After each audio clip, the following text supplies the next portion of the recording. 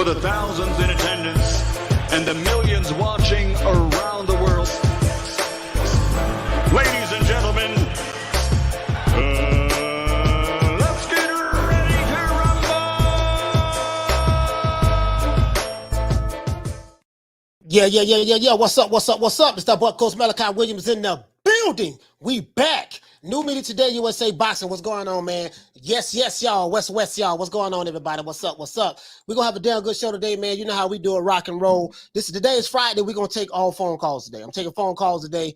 I'm trying to figure out still how I want to do this. I think I can. I think I got everything set up. I got everything set up now. So there's no issues. It shouldn't be any issues. I'm going to figure out a structure though, how I want to do this in the near future. So we just gonna wing it today and see what's up. I know I'm gonna get some trolls. I'm gonna get some people saying some all kind of crazy shit. As soon as they go off script, I'm gonna just hang up on their ass. So soon as you go off script talking crazy, I'm gonna just hang up on you anyways. You know what I mean? So at the end of the day, that's all I'm gonna do. You know what I mean? But I want to give everybody opportunity, man, to just call in the show, man. We're gonna do that, man. And as a matter of fact, if you're new to the channel, please subscribe, hit the like button. If you're new to the channel, please subscribe, hit the like button. And shout out and salute to everybody who's listening to this podcast.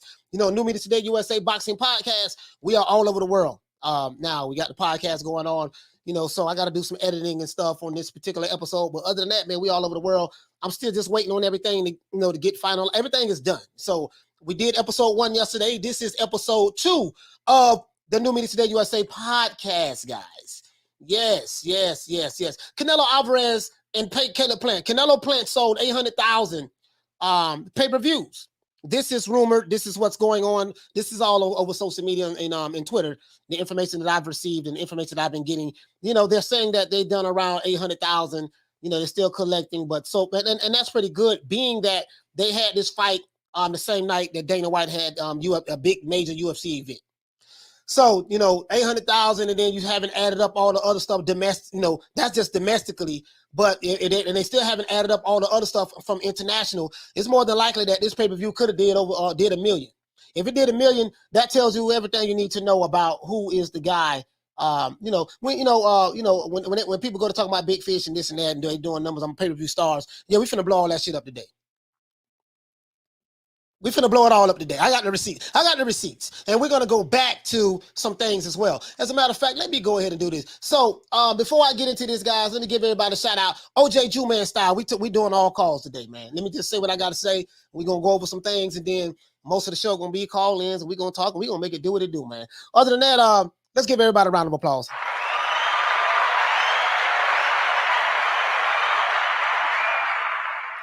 If you're new to the channel, please subscribe and hit the like button. If you're new to the podcast, subscribe to the podcast. We're gonna burn it up today. We're gonna burn it up, and we're gonna burn it up every time, man. Right now, I'm on my Grizzy. Man, and I'm trying to take this thing to the highest stratosphere I could possibly take it. I'm gonna give this my 100% attention. The power of one, something that you learn in marketing, and I'm very good at marketing. I got a lot of books. I've studied Cheat Homes, Cheat Homes. What I got? David Ogilvy. I'm looking at him now. Michael Masterson, Russell Brunson, Billie Jean. I like Sam Ovens. Literally, I spent a lot of money over the years. But let's go, man. Shout out to Joe. Hey, okay. Shout out to the Queen Lisa Bell. Hey, okay. Shout out to Hector Garcia. Hey, okay. Shout out to John McSmith. Hey, okay. Shout out to my brother Charlo. Hey, okay. Shout out to Rob Rib Show. Hey, okay. Shout out to Damien. What's going on, fam? Hey, okay. Shout out to Robert Santoro. What's happening? Hey, okay. Shout out to Southpaw Killer. Hey, okay. Shout out to Paul Evans. Hey, okay. Shout out to Ava as well. Hey, okay. Shout out to who else we have, man? Alex Soto. What's happening, bro? Hey, okay. Shout out to let's see, AP Sounds. What the lick read? Hey, okay. Shout out to my main man, Jack Watama. What's going on, fam? Hey, okay. Shout out to Punch Perfect Boxing. What's going on? What's up with them boys over there, Punch Perfect Boxing over there in the UK? Please subscribe. Hey, okay. Shout out to Matan 509. What's happening, bro? Hey, okay. Shout out to SSC. What's up? Hey, okay. Shout out to Ronald Slutsky. Hey, okay. Shout out to the Queen Karma Serene. Hey, okay. Shout out to Mar the Machine. Hey, Shout out to Murat Refek. Shout out to who else we have? Antonio Hernandez. Shout out to Lennox was best. Shout out to Thomas Jones. Shout out to who else we have in the building. Let's see. Let's keep going. Truth in the word. Let's see. David Martinez, what it do? Remy, what's going on? I see you sipping on that Remy, man. That Remy Martin, man. What's happening, Remy? I had a homeboy named Nimmy. You know how you say like Remy, Jimmy, Nimmy. His name was his real name was Jimmy, but he used to stutter when he talks, so we used to call him Nimmy. You know what I mean? Shout out to Nimmy. Shout out to Arthur Hawkins. Shout out to Wayne Love Peacock. What's going on, fam? Shout out to Javon Soto. Shout out to sorry about that. Shout out to Eric Arroyo. Shout out to Boxing Knowledge. Shout out to Huggy Bear, Diallo Huggy. What's going on, fam? Shout out to Jesus Arreola. Shout out to Cobra Guy. What's going on, Cobra? Shout out to AVG. What's going on, AVG? Shout out to who else we have? Arthur Hawkins. We have shout out to everybody and shout out to Shelton Moore. My main man, Big Bruh Shelton Moore out there in LA. West Side, West, y'all. Shout out to Graham Taylor. What's going on, fam? Other than that, man, let's get into this. Oh, today gonna be a damn good show today, and we're gonna wrap it up in time. We're gonna accept calls, and we're gonna, we're gonna work the phone call situation out. Don't worry about it. Either way it goes, it's gonna get done. It's gonna get done today. Let's see. Got everything on silent. I hope I got everything on silent. Other than that, that's it, man. Yeah, man, I've been we're gonna make this do what it do, man. It is what it is now. As I said before, Canelo Alvarez, Canelo Plant sold 800,000 pay-per-view buys. These are the estimated numbers. Now, and that's pretty good. That's damn good. And I'm gonna tell you why that's damn good. You see what I'm saying? Is Caleb Plant a new pay-per-view star? That's the question. Is Caleb Plant a new pay-per-view star? I already know what I know my subscribers very well, and I know my detractors very well. I already know what you guys are going to say. I don't know what you guys are going to say, and I already know. I do my research very well, and I already know what the people who hate Canelo is going to say as well. What really tripped me out about these guys who hate Canelo or hate any fighter, they sit back and say, well, he cheated 3 years ago and he had to clean blue and all that stuff there. Yet all of these fighters are on their knees begging to fight him. Oh, that's just because they want the payday. Damn the payday. If you so stuck on, oh, he cheated 3 years ago. He got clean blue in the system. He got in the system. Why the hell y'all want to fight him then? Can't have it both ways. The pendulum swings both ways. They can't have it both ways. Can't have it both ways, but that's neither here nor there. Now, is Caleb Plant a pay-per-view star now? They did some damn good numbers. And guess what? Outside of Deontay Wilder, Tyson Fury fight, that pay-per-view did good in the second fight. And that's because of the racial animosities that was brought up. The famous, to this day. Remember that? My people been fighting for 400 years and all that stuff, Radio Raheem and all the alphabet boys, they went on a campaign to just really try to make Deontay Wilder something that he wasn't. And they made it racial and black against white and this and that and yada, yada, yada. And we got to go, and they did that. So that's what made the interest pretty good. And that fight did like 800,000 pay-per-view buys domestically. And probably when they add up everything around the world, they probably did over 1 million. Tyson Fury and Wilder in the first fight. This Canelo fight with Caleb Plant is more than likely going to do the same thing. Because if they're reporting 800,000 here, domestically, then when they add up worldwide, it's probably going to be another 300,000-400,000 if that, and that's pretty good, especially on the same night that Dana White was throwing the UFC event. That's massive. But anyways, let's go, guys. So now there have been reports on Twitter, right, in different outlets. I got the outlets, not just Twitter, but just different outlets. As a matter of fact, let me pull up the rest of my receipts, dog. I'm slipping on my pimping right now. I don't even have the rest of my receipts up right now, guys. I do not have the rest of my receipts up right now. Hold on, guys. Let me just pull these receipts up. So when I talk, it could just be one smooth transition in unison together. All right, let's go to my receipts. Let's see. Where's that receipt number 1? Oh, we also got a video I want to look at for my good brother, Blue Blood Sports TV. I know you say, God damn, Cole, what you going to Blue Bloods for? I'm a subscriber of Blue Bloods. I just subscribed like last week. Just last week I subscribed. You know, he's been dropping some truth over there.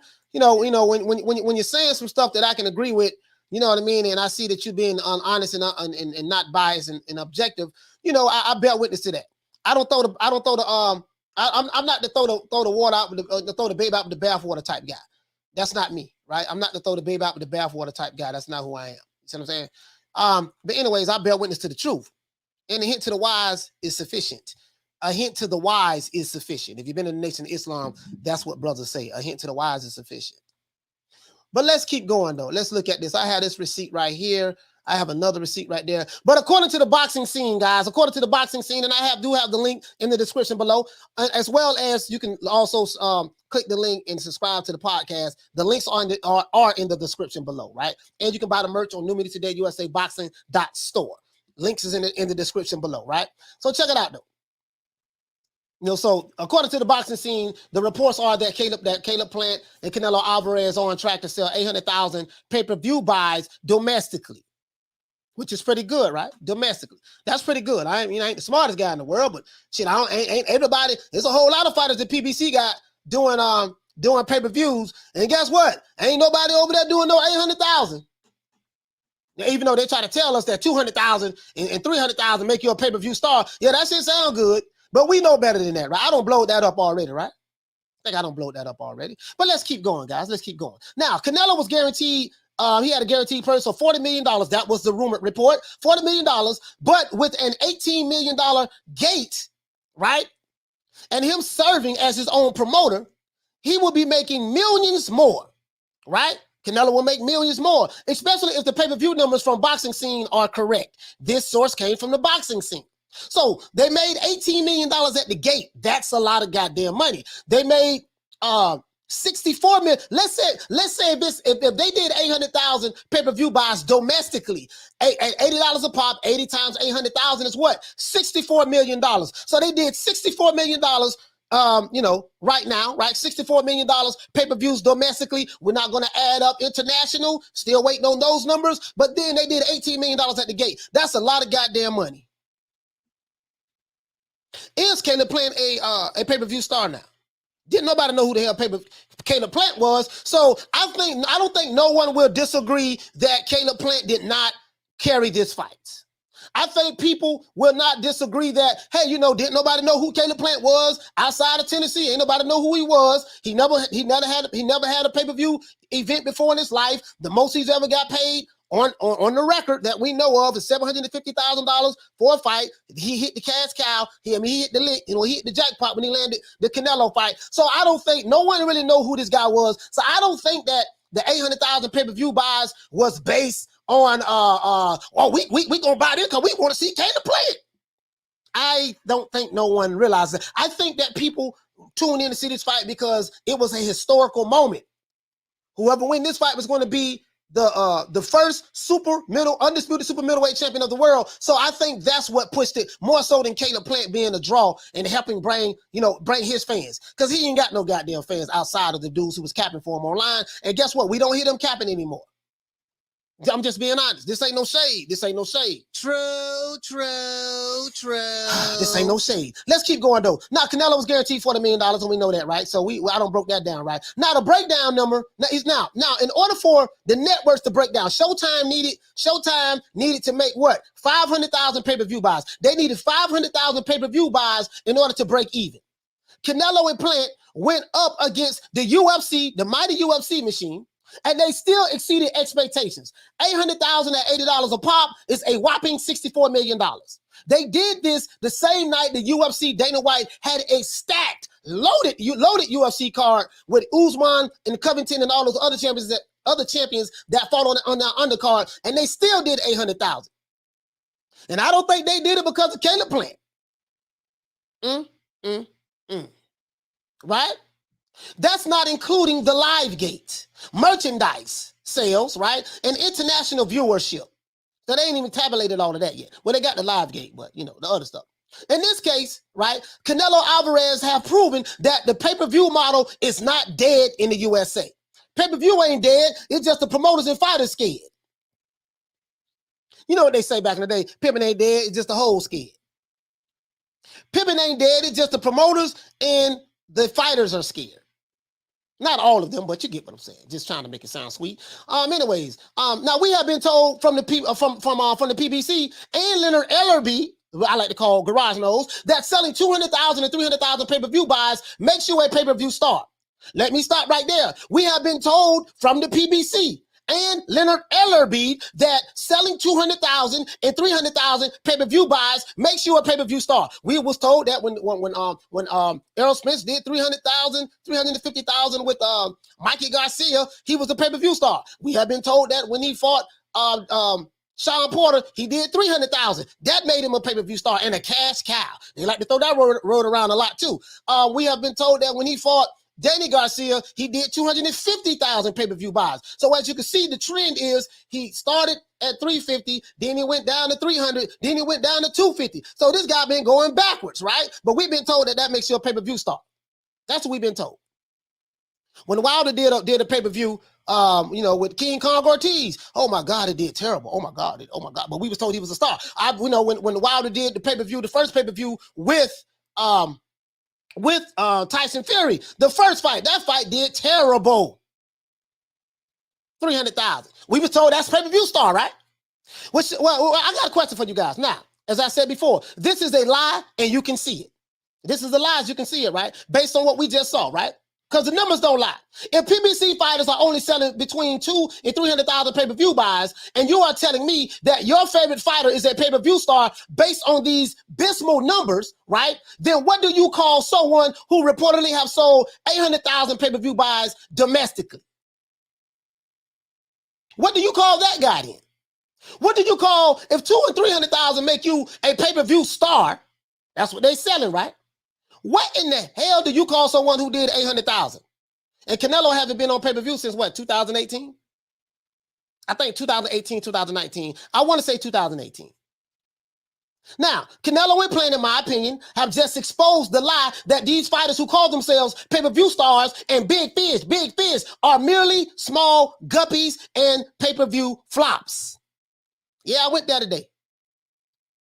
Canelo and Plant, in my opinion, have exposed the lie that these fighters who call themselves pay-per-view stars and big fish are merely small guppies and pay-per-view flops. That's what I'm saying.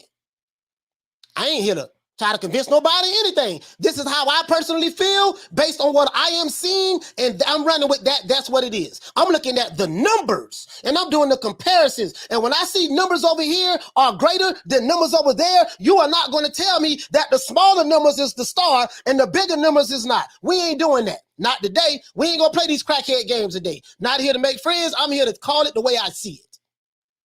Now, Showtime did a really good job in promoting this fight. And I would say that the push that Canelo gave Caleb Plant and the slap in the face that Caleb Plant did Canelo, yes, Canelo did get slapped. I understand that a lot of you Canelo fans, you don't want to believe that, but the boy got slapped. And then Canelo came back with this little two-piece. You see what I'm saying? I think that helped sell the fight as well. That helped sell the fight as well. That did a real good job, right? Hold on, guys. Wait a minute. I'm over here playing over here too, right? If you're new to the channel, please subscribe, hit the like button. If you're new to the channel, please subscribe, hit the like button. I'll address the super chat in a minute. If you're new to the channel, please subscribe, hit the like button, right? Now, Showtime did a really good job of promoting this event. Now, and I have to give Caleb Plant credit. Even though he lost this fight, he stood his ground, and he even slapped Canelo on stage. I think that's what helped promote this fight. And guess what? Controversy always sells before a fight. Now, Caleb Plant is not a star. And he made $10 million thanks to Steven Espinosa and Showtime. I think Showtime is the one that put the money up for this fight. Showtime were the ones who paid Canelo and Caleb Plant. Well, actually, the fans did. The people who bought the pay-per-views, that's where the money comes from. That's where the money comes from, to be fair. Right? In Caleb Plant's first pay-per-view, he did a reported 800,000. Now, we know he didn't do it. He didn't do it because of him. They did it because of Canelo. We know this.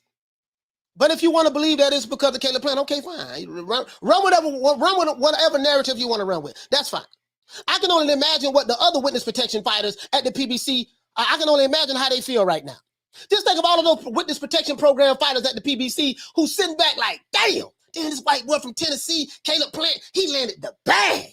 Damn, he don't got paid $10 million plus back end money. Damn, we be sitting over here all this time doing the Harlem Shake, all in the clubs, drinking, pouring mold, sipping on champagne, riding fly private jets, got big chains, choker chains with diamonds on it. We've been doing all of this here, and this white boy from Ashland, Tennessee landed the bag while we were sitting here BSing around. Yeah, the white boy landed the bag. Caleb Plant. I ain't see Caleb Plant talking about big this and just sipping on mold and no, Caleb Plant landed the bag. He did that. And the only reason he landed the bag because he was in the right place at the right time. He was in the right place at the right time, and Canelo chose him. Basically, that's the only reason why the fight got made. Canelo chose. He said, you know what? I chose you. I choose you. Sorry about that. You know what? I choose you. Because you have something that I want. I want to become undisputed in this division. And since you have the belt, you are the guy who I want to fight. You want $10 million? Here you go. Get a man $10 million, Steven. I need that belt, though. And Canelo won it, right? Now, this is why fighters right now are on their knees begging to fight Canelo. And I don't blame them. 95% of the boxers are really broke in boxing. I just showed you the receipts. I'm going to show you some more. A lot of these guys ain't got no money, dog. Boxers, the average fighter makes about $35,000 to $40,000 a year boxing. The average fighter. You got the top guys like Canelo, Anthony Joshua's. I guess if you want to say some guys up under them I have the receipts on this shit. Guys that are up under them, it'll probably be Tyson Fury, then a Wilder, and then it's everybody else. These guys ain't making no money like that, dog. These are $1 million, $2 million fighters who running around talking like they making buku money. Understandably so. When you give people money who ain't never had nothing before, it seems like a lot. But it is what it is, right? Now, this is why fighters are on their knees begging to fight Canelo. He's supposed to be a cheater. He's a cheater. He's on clenbuterol. But boy, please, let me fight you. They ain't standing up on their square, on their ground. They want to fight. They want to fight that boy from Mexico. Understandably so. Right? By the time the managers, the promoters, and the IRS and the financial advisors get their cut of these fighters' money, the fighter will be lucky if he or she has enough money to buy a grilled cheese sandwich. A lot of these fighters are getting raped. By the time the manager, the promoter, the IRS, and the financial advisors call Al, get their cut, the fighter would be lucky if he has enough money to buy a grilled cheese sandwich. Not even talking about the cut man and the trainer and all that stuff there, right? And if you got an entourage where you the one balling, I'm buying all the bottles. I'm buying the bar, not the bar, the bar. I got all my homies with me. That's another bill you got to take care of. And then you got to pay your jury bill because you got to wear your ice. But by the time your career over with, when you look back and realize, God damn, I wasn't making the kind of money I was making, I was getting robbed. Yeah, you was drinking, sipping on mold, taking pictures for the gram, right? Now, only time will tell if Caleb Plant is a pay-per-view star or not. We'll see what he do in his next fight. We'll see what he do in his next fight. But as for now, we do know that a fighter who does 200,000 to 300,000 pay-per-view buys are not stars. And Canelo versus Plant numbers just proved it. And we know that pay-per-view isn't dead. Some people would argue that Plant is not even a pay-per-view star because only Canelo fans are the ones who bought the fight domestically. And Canelo haters bought the fight domestically because they had some hope. Oh, this gonna be the one. Caleb gonna be the one. Sweet hands. He got the Floyd Mayweather defense, and he Floyd Mayweather mixed with a little bit of Sugar Ray. He gonna be the one. Guess what? He was the one that got knocked out. So and if that's the case, then you might have a point if you feel like Caleb Plant is a star. If you feel that way, and if you feel like that Caleb Plant is not a star, based on what I just said, then you have a point. You have a right to feel that way. But hopefully, the American fighters and promoters can take a page out of the good old Don King playbook and make good fights for us boxing fans instead of pissing on our leg and telling us that it's raining outside, like Leonard Ellerbe does with Tank Davis. Leonard tell us that Tank Davis is a cash cow and a pay-per-view star. How? Nigga, please. Miss me with that, you know what. In order for a promotional company to thrive in the pay-per-view era, you need to have fighters that can sell, right? You need fighters that's a draw, right? You need to put together 50-50 fights so the fans will be willing to spend buku money to watch these fights. Now that we have some kind of idea of what pay-per-view numbers look like, really good, successful pay-per-view numbers, we know that the pay-per-view model is not dead. They just got to put together really good events, right? It's just that these promoters are going to have to just give us boxing fans the fights that we want to see, i.e. Terrence Crawford and Sean Porter. That fight is already sold out at his venue. The venue don't sold out already. We're going to see. I expect that fight, hopefully, it'll do like 350,000 pay-per-view buys. That'll be good for those guys. They won't be stars, but it'll be good for them because don't nobody really know who Sean Porter and Terrence Crawford is anyways like that. I'm saying outside of the boxing fans, the casuals really don't know. You see what I'm saying? So now, no more cherry picking promoters, no more strategically choreographed careers, no more fighting on Twitter and Instagram fighters. We want to see the best fight the best. In my opinion, if Canelo can motivate his fan base to buy his fights through the marketing of Showtime, then the PBC fighters as well as other fighters should be able to do the same with their networks. Let's talk about this, guys. If you're new to the channel, please subscribe, hit the like button. If you're new to the channel, please subscribe, hit the like button. Salute to everybody who's watching this on Facebook. Salute to everybody who's watching this on Twitter. And salute to everybody who is listening to the New Media Today USA Boxing Podcast worldwide. Let's go, guys. Let's go. Shout out to Drew for dropping that half for bam, dub on your boy. Hey, Leroy. Super chat received. Playtime's over, boy. He said, them two HBO pay-per-views versus Triple G, regardless of the controversy, left a positive taste in the casual consumer's mouth, and they knew Canelo would perform and brought this fight. Yep, Alphabet Boys, the LDBC, say Errol is the face of boxing. That's their guy, so they're going to say that Errol is Jesus, Moses, Abraham, Lot. That's what they're going to say. It is what it is. Wilder versus Ortiz 3, you need to pay me. Oh, Wilder versus, man, we don't want to see that, man. We don't want to see that. The boogeyman of the division. The boogeyman of the division. Let's see. This guy right here says, damn, I guess we are not questioning these numbers, right? These numbers are not necessarily official. That's the rumored report that's out there about the numbers. We're not going to question these numbers, right? Got to let some more time to go by. He said, any other PBC fighters we question. Crazy. No, we're not. You know, I think you're missing the plot, brother. Eddie Sports Money, I think you're missing the plot. But I'm not here to try to correct you, brother. Believe what you want to believe, say what you want to say, do your thing, doesn't matter to me. Let's see. Javon Soto said crackhead games. Okay. John McSmith said what's happening. Let me get over here and see what's up, man. Let's go down. I'm trying to get to the chat. Let's see what's up, man. Let's see what everybody got to say. Hey, Caesar Castro said you got bum fighting these other bums. But this bum is taking the easy matches, fighting other bums. Shout out to Soberanis. He said exactly 50-50 fights. Canelo give us garbage ever since Triple G. And guess what? You have a right to feel that way. You have a right to feel that way. Because when Canelo go into these fights, you automatically know he's going to win. Anytime a fighter goes into a fight and there's an overall consensus that this guy's going to win, you guys might have a point of what's going on. Yep.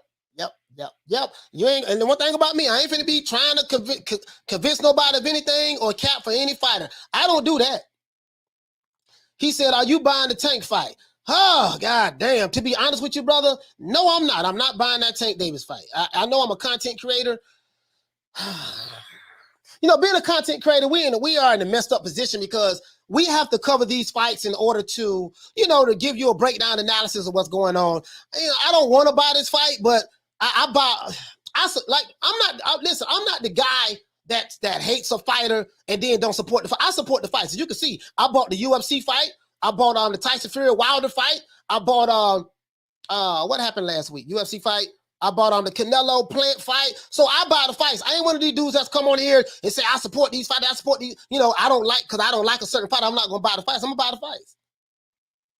But it's my job to do it. So I may end up doing it, dog. I said I wasn't gonna buy it, but I may end up doing it. Joe said there is talking about Boots and Rashidi Ellis possibly getting in the fight. It's a great fight. Yeah, that's good. That'll be a great fight. That well, I think it'll be a great fight on paper. On paper, it looks like a great fight. On paper, it looks like a great fight. He said, "Hey, coach, these fighters ain't got no roof. Car ain't got no roof. No, sir. We don't want no more bum fights, dog. We want 50-50 fights from this point forward. If I know 90% of the time that, man, yeah, he going to win this fight already, then we know it ain't a 50-50 fight." Joe G says Plant couldn't sell a wing dinner. Okay. Okay. He said stop. Jake Paul did 480,000 pay-per-view buys. I don't know what the numbers are on that, to be honest with you. He said, nope, not buying the Tank fight. Yeah, we already know, man. You know what I mean? We already know, man. We already know. It is what it is. This guy right here says, Debo got it. Ain't no 50-50 fights for Canelo. He just on another level when it comes to boxing. Yeah, he is on another level. Even his haters, even his haters, they ain't nothing they can say about that. Because your favorite fighter can't, the dudes who hate Canelo, their favorite fighter can't sell catfish to a cat. They can't sell ice cream to a polar bear. They can't sell water to a man that's dying of thirst in the desert. He said coach gonna be calling the fight live with his fire stick. Nah, I may end up buying it, man. He said, "Who you got? Tank or Pitbull?" Man, who do you think I got?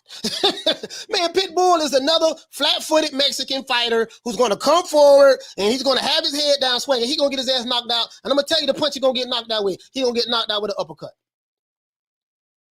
Come on, man. We know the formula, right? We already know. We know the formula. We know the formula already. We don't seen this movie before. I'm definitely not buying the Tank. Shaking my head. Oh, I got some receipts for you guys, though. I want to get to the receipts, and then we're going to go straight to the phone calls, okay? I want to get to the receipts, and we're going to get straight to the phone calls. Let's go to the receipts, though. Let's go to the receipts, and I'm going to get back to the chat, and we're going to get to the phone calls. Let's go on over here, guys. Yeah, man, I want to make this pretty good. We're going to do all phone calls today. I just want to get to this right here. As you can see, let's go ahead and pull this up right here, according to the...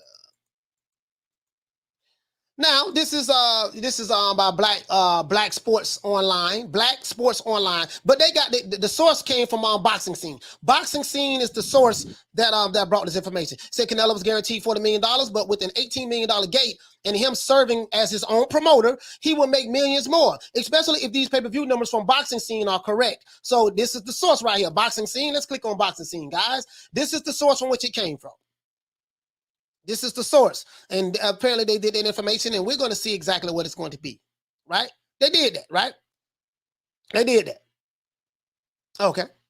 So numerous industry insiders indicated to Boxing Scene before Alvarez fought Plant on Saturday night MGM Arena that their fight would draw somewhere between 500 to 600,000 buys. So they estimated already we should do about 500,000 to 600,000 pay-per-view buys. But guess what? In part because Showtime 4-fight telecast directly competed with the UFC. This fight directly competed with the UFC, and they still did an estimated 800,000 pay-per-view buys domestically.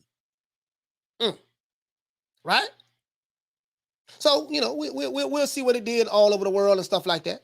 We'll see what it did all over the world. So it says right here, guys, that Canelo Alvarez returned to the sport of boxing, boxing's traditional pay-per-view platform Saturday night was a bigger success than anticipated. They did not anticipate these numbers. It's always good when you make more money than you thought you was going to make. It's always good when you make more money than you thought you was going to make. The networks did not anticipate these type of numbers. BoxingScene.com has learned that the total buy rate for a Showtime pay-per-view event headlined by Canelo Alvarez's 11th round knockout of Caleb Plant is on track, meaning they are northward. They are northward. They're probably over 700,000, and they know that they are going to hit the 800,000 mark. They're saying that they are on track to reach 800,000. He said that total only includes domestic buys in the United States through cable and satellite operators, as well as digital sales that have consistently consistently accounted for an increased number of buys in 2021. Numerous industry insiders indicated to BoxingScene.com before Canelo Alvarez fought Plant on Saturday night that in the MGM Grand Garden that this fight would draw somewhere between 500 to 600,000 pay-per-view buys. Because they was fighting, they was competing with the UFC. They was competing with the UFC. Now then they talking about, Canelo may go back to the zone, and who knows, maybe he will, maybe he won't. Who knows? I don't know and don't really care where he goes back to be honest with you. You see what I'm saying? So it is what that's receipt number 1 right there. Let's go to another receipt. Again, I told you guys, now I got to show you something from Blue Blood Sports TV. I know a lot of you guys, Canelo Alvarez fans. I know Blue Blood is one of your favorite. I know a lot of you Canelo Alvarez fans, that Blue Blood Sports TV is one of your favorite channels. But why am I showing this? Why am I showing this? Blue made a valid point, and Blue seemed like he has seen the light. It looks like he's been listening to my show. Now, some of you guys, some of you Tank Davis fans were saying that I'm hating on Tank and you hate no Tank and you don't want to see Tank do good and you trying to discredit Tank. Okay, I know you might feel that way, but what would you say if a pro PBC channel, pro Al Heyman channel, what would you say if they're saying the exact same things that I'm saying? Yeah, let's do this. Blue, what you got to say, my brother? What you got to say, Blue? So, that fell through because of some allegations alleged toward Let's go right. Rolando Rolly Romero in the sport of boxing. But Rolando Rolly, the opponent chose to replace Rolando Rolly Romero is Isaac Pitbull Cruz. 22 wins, 1 Tell him, Blue. draw, 15 wins by way of knockout, 23 years of age, standing 5'4" with a 63-inch army. So here's a guy who has a 4-inch army's disadvantage. Here you go right here. Set out the Puro Sur Central. Hey, okay. For dropping that quarter of a damn dub on your boy. Hey, Leroy. Super chat received. Playtime's over, boy. He said hashtag CCD. Go ahead, brother. Now, y'all, some of you will say that, hey man, this dude hate. Okay, let's see what Blue say. Let's see what Blue say. One thing about me, but I like to get the receipts and say, okay, if you think that I'm biased and just hating, okay, let's see what a pro PBC channel says.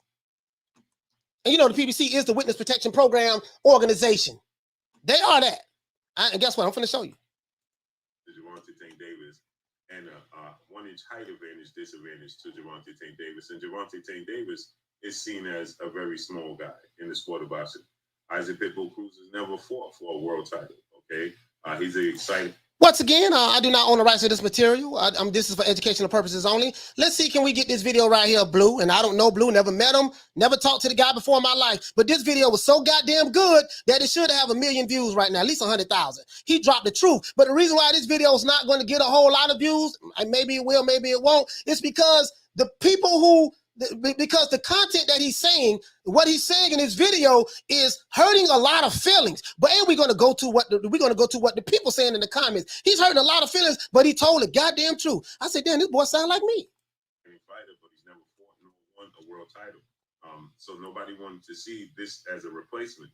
Everybody wanted to see Gervonta Tank Davis versus undefeated WBC lightweight world champion, superstar boxer, Devin the Dream Haney, who is 26 wins, no losses, no draws, 15 wins by way of knockout. So basically, Blue got a very boring voice. I can't, it's hard to listen. But anyways, basically what he's saying is this here. We ain't got to go through all this. What Blue is saying is this here. He's saying that Tank Davis should have been fighting somebody like Devin Haney. He needs to step up in competition. And the simple fact that he's cherry picking, this is basically what he's saying. I'm summarizing it for you. You ain't got to believe me. Go to the goddamn video and listen to it. It's a 13-minute video. And as a matter of fact, I have a receipt right here that says that, Tank, hold on. We're going to get straight to the point. Let's get straight to the goddamn point. Because I don't want nobody, I ain't finna be boring y'all with this. Because Blue is kind of boring. I'm not going to lie. He's boring. Boring as hell. This ain't no hate, no shade, but true. I mean, the brother talk like he's at a goddamn funeral sometime. But that's neither here nor there. The 840 mark. The 840 mark of the video. Let's go to the 8-minute and 40-minute mark. 8-minute and 40-second mark of the video. Let's start right there. It is now to make these fights happen. Well, no, that's you got Isaac Pitbull Cruz. You have a type. You understand? Here you go. Now he's talking about Leonard Ellerbe. He's saying that Gervonta Tank Davis should have sent the contract to Devin Haney. He should be trying to fight, Teofimo Lopez after his fight. He should be fighting better competition. I'm not saying this. Blue Blood Sports TV, which is a professional, PBC narrative pushing alphabet boy channel. But he seems to have seen the light. and he says that Leonard Ellerbe is strategically picking Tank Davis's opponents, and he's not fighting the best out there. And he says that Tank Davis has a certain type of fighter that Leonard Ellerbe and Floyd Mayweather always picks for him, that they know he's automatically going to win before he even steps in the ring. This is what Blue is saying. Listen to it. Tell him, Blue. Take Davis to fight the absolute best. Have no clue about the business of boxing and how difficult it is now to make these fights happen. Well, no, that's you got Isaac on a difficult fight to make because again, he's a network. Let's go right here. Tank Davis, and they're saying that Sean Porter's in the low weight. You know, he's closer to his fight weight, 147, and Gervonta Tank Davis is high right now. So that means he's at least finna break him off. 140 or a little bit slightly more. So that means he could definitely been in comfortable position to just make 140 opposed to going to 135 and fight Regis Prograis, okay? And Regis Prograis is not a difficult fight to make because, again, he's a network free agent. So you don't have to deal with Top Rank. You don't have to deal with the zone. You know, so basically what he's saying is he's saying that, hey, man, you know, Tank could have fought, you know, Leonard could have made that fight with Regis Prograis, right? Regis Prograis is a free agent. He's not with any promoters. So, you know, he said Leonard Ellerbe could have made that fight with him instead of picking Pitbull. He could have made that fight at 140. Regis Prograis don't have a fight set up. And it was a couple of fighters that did not have a fight set up. This is what he's saying. He's really talking about Leonard. This is really not me. This is really not taking a dump on Tank. This is Tank's handlers, and Tank should be able to. I think Tank gonna get tired of this because the people are spoken. And as a matter of fact, we're going to see what the people say in the chat. When he so chooses, all you have to do is deal with his management company and make the fight happen. But you have Leonard Ellerbe, Mayweather Promotions CEO. He's come out and he stated that the fans calling for Gervonta Tank Davis to fight the absolute best have no clue about the business of boxing and how difficult it is now to make these fights happen. Well, so Blue is calling him out. So Leonard Ellerbe is saying that the fans, us fans who want to see Tank Davis fight the best and stop fighting these flat-footed Mexican fighters who was very easy for you to beat. And what no, he's saying that he said that Leonard Ellerbe is saying that the fans who are calling for Tank Davis to fight the best fighters, and we're gonna say any fighter to fight the best fighters, they don't know nothing about the business of boxing. Guess what? We do know about the business of boxing. I broke it down yesterday, right? Promoter's job, manager's job, matchmaker's job is to what? We are going to match you up with the perfect fights, stylistically wise, so that when you get in the ring, we automatically know that you're going to win the fight. It is, you know, promoters are going to do everything to their advantage. So this is cold. This is cold. What Leonard Ellerbe is saying that this is cold word for saying that we're gonna continue to pick these fights that we know Tank gonna win, and we gonna yada yada yada, and this is what it's gonna be. This is what he's saying. Let's keep going though.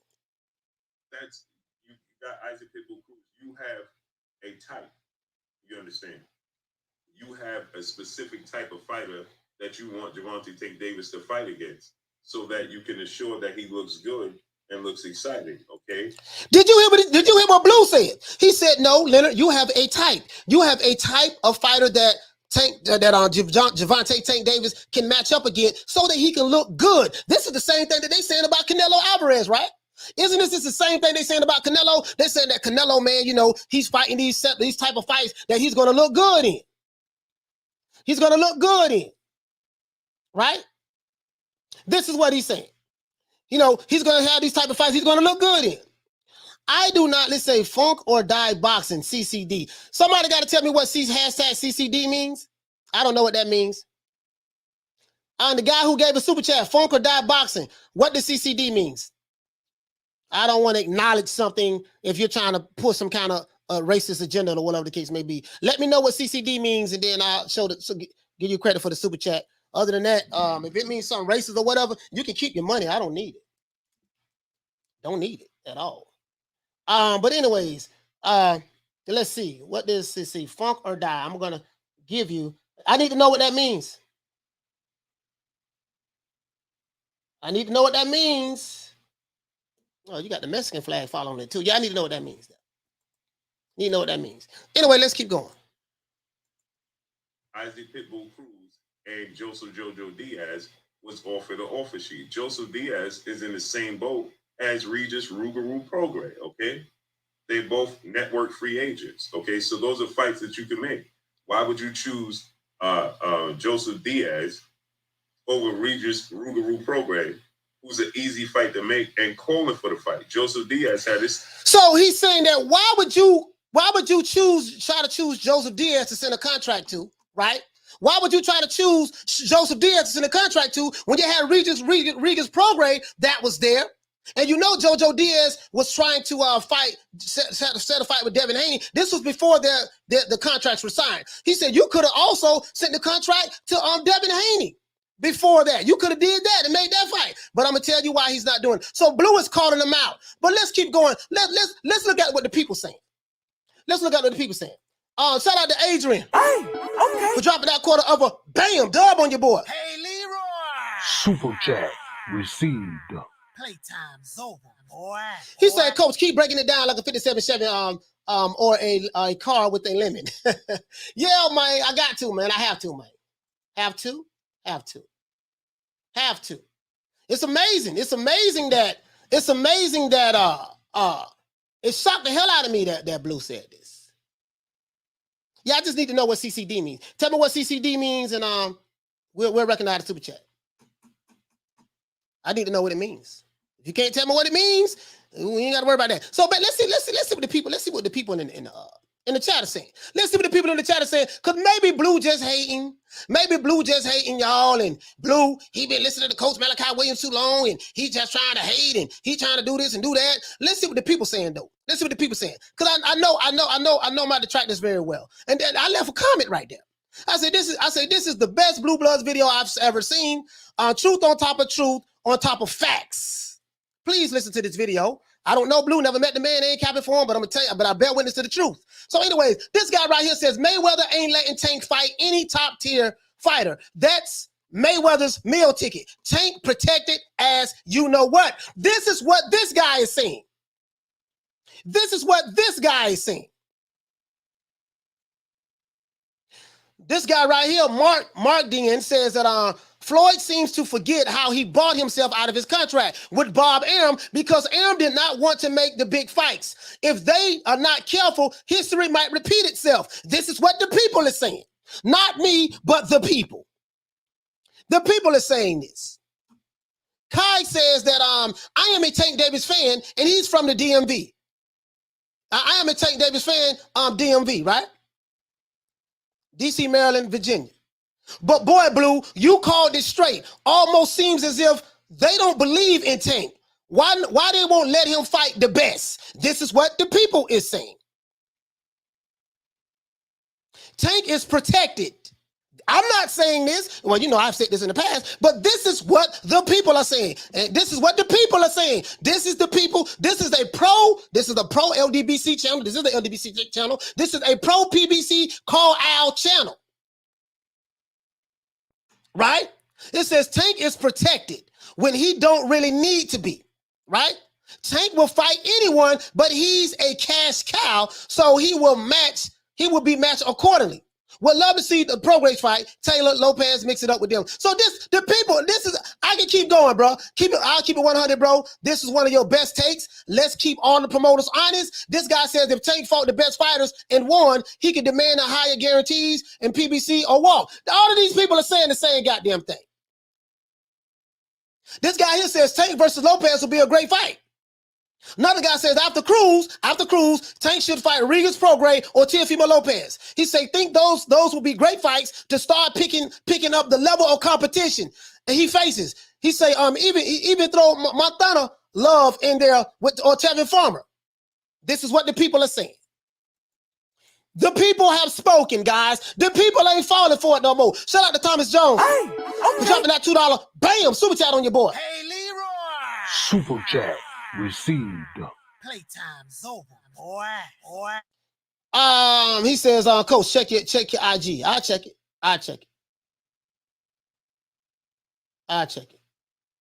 Shout out to the Queen Bless 365 for dropping that quarter of a bam dub on your boy. Hey, Leroy. Super chat received. Playtime's over, boy. He says, shout out to she said no more protective custody. Yes, sir. Yes. Johnny Blaze, would you say for me? Say CCD fighting racism, feeding the homeless one step at a time. That's what it means. Is that what it means? You say CCD means cash cow dog. Okay, I don't know. I just want to make sure. I don't know what it means. I don't know what it means. Diallo Huggy said David Benavidez missed weight. Hey man, that's his problem. That's his problem. That's his problem. That's his problem. That's his career, right? I really don't care too much about David Benavidez. If he wants to miss his weight and do this and do that, he has a right to do that. So anyways, you see what the people are saying over there. The people, pro PBC channels now, pro PBC channels. Right now, the people are waking up.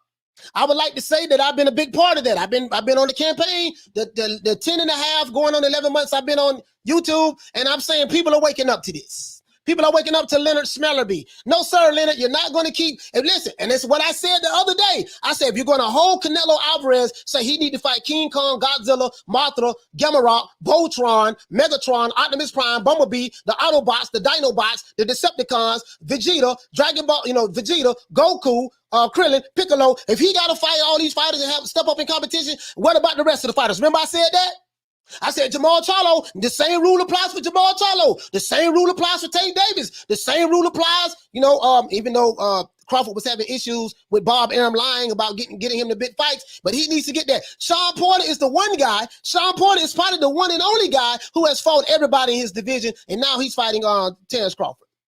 Sean Porter is the true definition. Sean Porter is the true definition of a fighter wanting all the smoke. Sean Porter is. This is why I like Sean Porter. I don't like his boxing style. He fights like a fullback in the headbutt. But guess what? You got to respect that man's heart. Sean Porter is the one guy. He don't do no picking and choosing. He go right at. He fight whoever it is. And that's what I like about Sean Porter. He is that one guy. He don't pick and choose 50-50 fights. He don't pick and choose 80-20 fights like a Canelo. Yes, I said it. He don't pick and choose 80-20 fights like Leonard Ellerbe does with Tank Davis.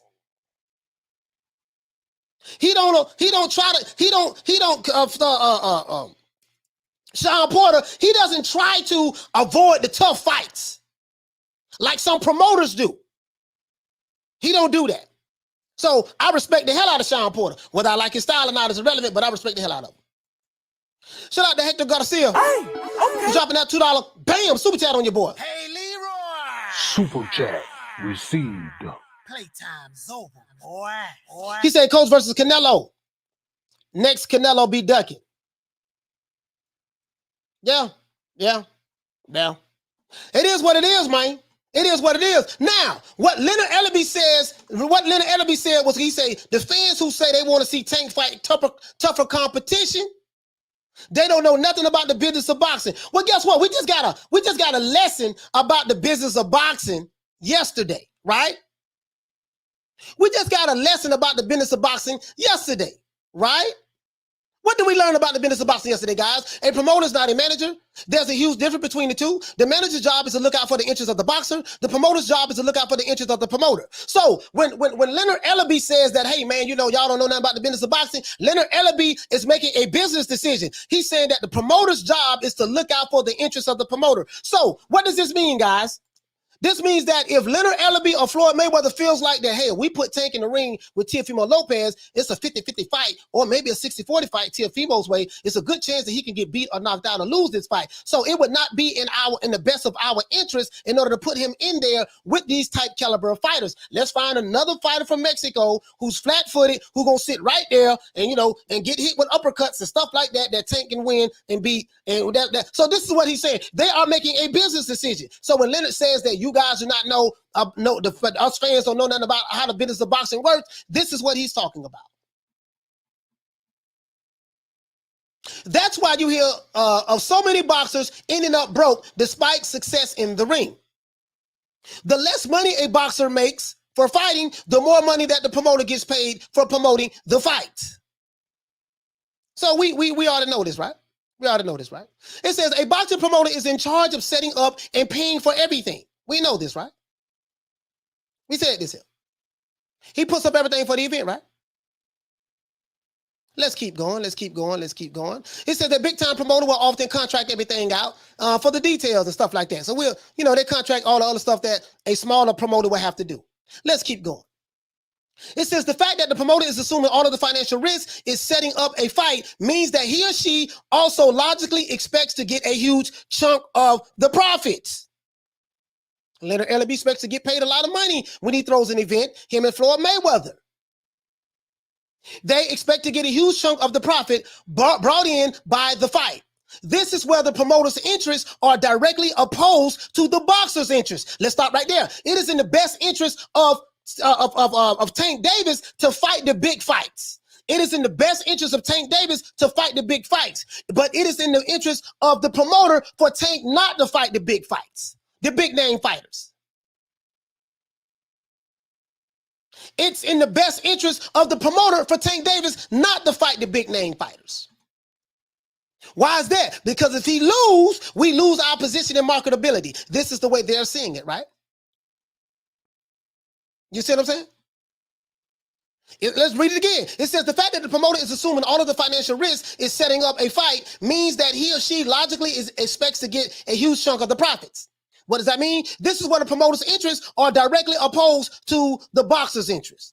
Remember, Terrence Crawford wanted to fight Manny Pacquiao. He's supposed to fight him for forever and ever and ever. He's been waiting 20 years. He was promised that fight, and he was promised the Errol Spence fight from Bob Arum, and Bob Arum didn't deliver neither one of those fights. So the promoter's interest, was not lined up with the fighter's interest. And everybody said Crawford is ducking. Fine. You don't like him, it's cool. You don't like, that's fine. Ain't nothing wrong with that. Nothing wrong with that. That's how you feel. That's how you feel. The promoter and the boxer's manager negotiate the boxer's purse for the fight. How much money the boxer takes home for stepping in the ring. The boxer's respective purses are a cost involved in setting up the fight. Just like supplying an ambulance for food and stuff like that, whatever the case may be, right? The larger the boxer's purse, the smaller the profit for the promoter takes home. This is why Tank Davis get paid $1.5 million for a fight, guaranteed money. They're on the front end. But he's the cash cow. I don't understand that cash cow shit. What, like, damn, if $1.5 million is a cash cow, what the hell is Canelo? What the hell is Anthony Joshua? So the promoter's financial interests are best served by minimizing the boxer's purse as much as possible. And an unscrupulous promoter would take advantage of a young, hungry boxer like a Tank Davis who just wants to get in the ring and show what he or she can do. So if Tank Davis is not the smartest, he's not a very sharp fighter and up on game, what's going on, his promoters would take full advantage of him. This is what promoters do. They take advantage of fighters. Shout out to Oscar AG for dropping that quarter of a bam dub on your boy. Hey, Leroy! Super chat received. Playtime's over, boy. The Alphabet Boy is going to say, now that Canelo ain't undisputed, he's missing the IBO belt. Hey, man, it is what it is. No, they recognizing him. They recognize him. Let's keep going though, right? Let's keep going though, right? Let's see. It says the biggest skill involved in being a great promoter is being a great promoter, knowing how to market and advertise a fight so that it appeals to the broadest possible demographic. It's knowing how to get the most paying customers to want to see this fight. So now Leonard Ellerbe is trying to sell us on Isaac Pitbull Cruz. Isaac Pitbull Cruz, boy, he's the Mexican Mike Tyson. Boy, this is the dangerous fight for Tank. Wink, wink, wink. This is what he's trying to sell us now. Now, Tank don't need to fight Regis Prograis. He don't need to fight Teofimo Lopez. He don't need to fight Devin Haney because Isaac Pitbull, he's the one. That's his job. It's about putting butts in seats.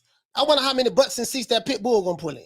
Shout out to my main man Tony Boswell for dropping that half for bam dub on your boy. Hey, Leroy! Super chat received. Playtime's over, boy. He said, much respect, coach in the chat. Stop by the show, supporting, hit the like button, heading home, listening. Yes, sir, I appreciate that, Tony. Big Tony in the building. Tony Boswell, salute to you, fam. Salute to you, fam. One guy said, this channel is trash, but yet you are here.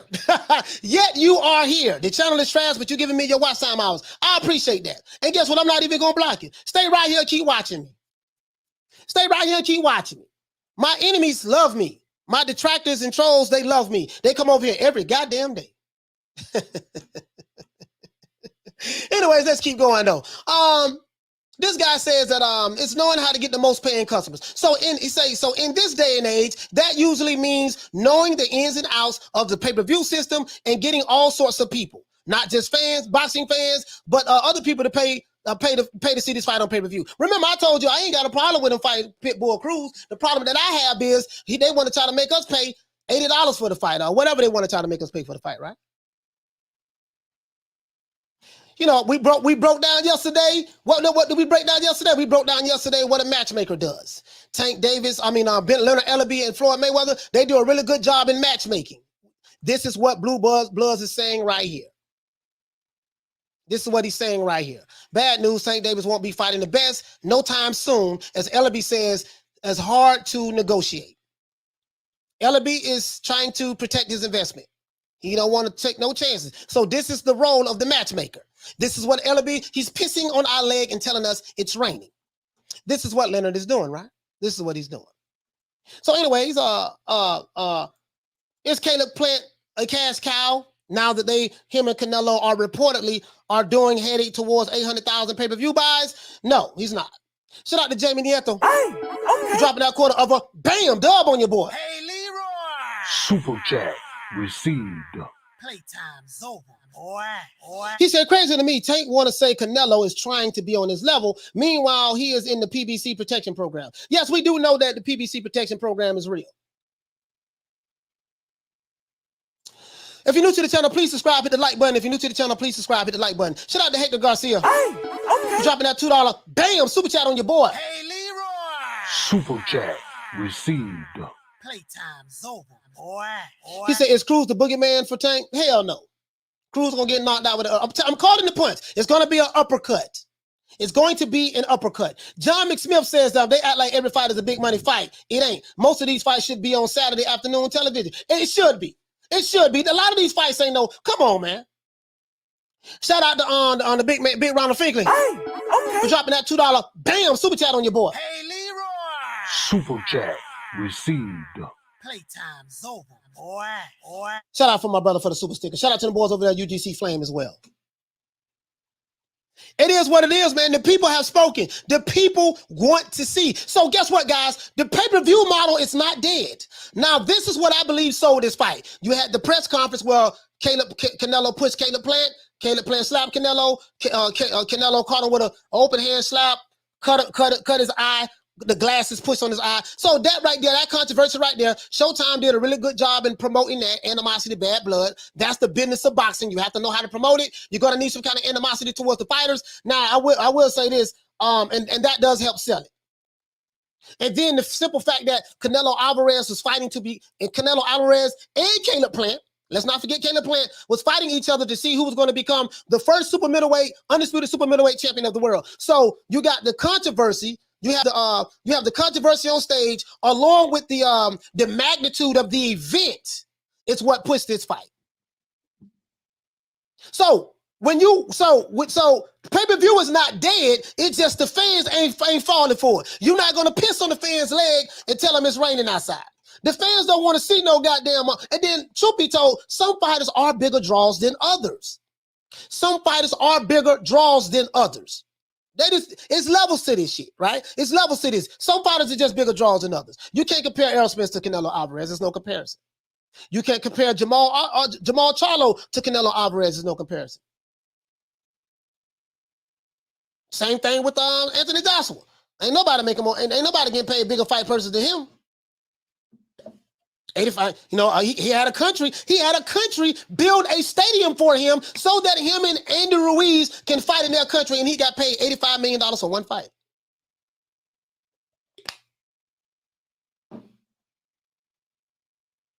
When you got people want to spend all kind of money, spend big money like that, you are the cash cows of your division in boxing. As simple as that. The numbers don't lie. Numbers don't lie. Numbers care nothing about my feelings or your feelings or anybody's feelings. Shout out to Charlo. Hey, okay. Dropping that quarter of a bam dub on your boy. Hey, Leroy. Super chat received. Playtime's over, boy. He said, keep cooking, coach. Bit busy, but listening in. Great show. Salute to the chat and the family. Yes, sir. Yes, sir. I appreciate that, fam. I really appreciate that. I really appreciate that. True, true, true. To this day. So that's all I'm saying. The people, so pay-per-view is not dead, guys. What's dead is the people falling for Leonard Ellerbe's. What's dead is people falling for the Floyd Mayweathers. Now they'll probably buy a Floyd exhibition match with Jake Paul, but that's more so Jake Paul is pushing that because Jake Paul has 20 million subscribers on social media, on YouTube and stuff like that. So anything Jake Paul does, a percentage of his fans is going to buy anyways. This is why matchmaking is very important, guys. Every fighter gets involved in match. Every promoter or whatever gets involved in matchmaking. You know, when you pick an opponent, right? When you pick an opponent, right? You want to pick an opponent that's going to spark the interest of the fans just enough for them to want to say, I'm going to spend money on this fight. If I just want to be entertained, I'll watch Jake Paul, right? You see what I'm saying? If I can convince you that Isaac Pitbull Cruz is a killer, you'll spend big money to watch this fight. And there's a big lie that's going on that says that, you know, because a fighter is from Mexico, he automatically going to have a whole country backing him and it's going to do astronomical numbers. That's not true. That's not true. That's not true at all. Shout out to Graham Taylor. Hey, okay. For dropping that $2. Bam, super chat on your boy. Hey, Leroy. Super chat received. Playtime's over, boy. He said, hit the thumbs up, folks, please, folks. Yes, sir. Appreciate that. If you're new to the channel, please subscribe and hit the like button. Shout out to everybody on Facebook. Shout out to everybody on Twitter. And shout out to everybody who's listening to the New Media Today USA podcast. Salute to the family out there as well. Shout out to Julio Guzman. Hey, okay. For dropping that quarter of a bam dub on your boy. Hey, Leroy. Super chat received. Playtime's over, boy. He said, what's dead is boxers taking risks to build their resume credibility. We're in a duck era. He said, we're in the duck era. Soberian says, Canelo trying to sell us Ellerbe type fights, fighting a weak soft hands Plant. Guess what? He sold it. And guess what? He sold it. He's not trying to sell it. He sold it. He sold it. The numbers don't lie. Numbers don't lie. He sold it. He say Texas don't love the Charlos. I won't say Texas don't love the Charlos. Jamel Charlo, listen, I ain't got nothing bad to say about Jamel Charlo. Jamel want that smoke. Jamal, he's looking for a payday. You know, anytime you tell me that you've been a champion for 2 years in your division and you have not fought one champion, you fought 0 champions and haven't even unified or tried to unify the division, that tells me everything I need to know. Your career has been strategically choreographed. That tells me what I need to know, right? Lisa, if anybody spamming, block them. Moderators, if anybody's spamming, block them. If anybody's saying anything racist, block them. If anybody attacking women or children, block them. J-Day says 800,000 only in the U.S. There's more buys worldwide. Exactly. Anyways, let's take the calls, guys. Y'all hit the old boy up. As a matter of fact, we're gonna try this today. And I think, regardless of what, we're gonna make sure that So another thing, guys, if they tell you, if somebody tell you that 200,000 or 300,000 pay-per-view buys makes you the cash cow boxing and means that you're a pay-per-view star, they are lying to you. And if you believe that, then you are probably someone who wants to make an excuse for why your fighter is doing mediocre numbers. Now, those numbers, 200,000 or 300,000 pay-per-view buys, it might be good for that particular fighter. The reason, now, I'm not saying that if you do 200,000 or 300,000 pay-per-view buys, that you are not a success. That can be a success. Why? Because if you're only paying the fighter $1 million or $2 million or $1.5 million, then if you do 200,000 or 300,000 pay-per-view buys at $80 a pop, let's do this. Let's do the math right quick. Ba-bam, ba-bam. $80 a pop times 300, let's say 200,000. 300,000, right? 200,000. That's $16 million. So in the promoter's eyes, I don't make $16 million. I ain't paid that dude but 1.5, and I'm gonna give him some back end money. So that fighter's gonna make more money than that, of course, because if the promoter doesn't screw him over, he'll get some of the back end money after they recoup their money with the profit. That's how it goes, right? So somebody like a Tank Davis, he'll end up with like $2 million, $3 million, and that's good. And out of that $2-3 million, let's see, 40% of that's going to go to the IRS. And then Leonard and Floyd Mayweather, they got to get their cut. They got to get their cut. And then, you got to pay your trainers, your sparring partners. If you got a whole bunch of women, you got to take care of your women. If you got a big entourage, you like to hang out in clubs and drink, you got to pay that bill too. So once everybody's finished with you, you might walk away with $1 million. You ain't gonna walk away with $1 million. Yeah, you might walk away with $1 million if you're lucky. But let's do the calls, man. Let's do the calls. Y'all hit the old boy up. Hold on. Wait a minute. Everybody call in, man. Anybody want to call in? Call in. You act the fool, just gonna hang up on you. Just let you know. 530-494-9636. 530-494-9636 is the number. If you want to call in. Let me make sure I get everything set up, man. I don't know if I'm shit. Make sure like that. And you guys let me know if you can hear it if someone calls in too. Someone calls in, let me know if you can hear it. Let me know if you can hear it. If they call in. Yeah, man. So this is what it is. Those are good numbers. Those are good numbers, guys. Those are good numbers.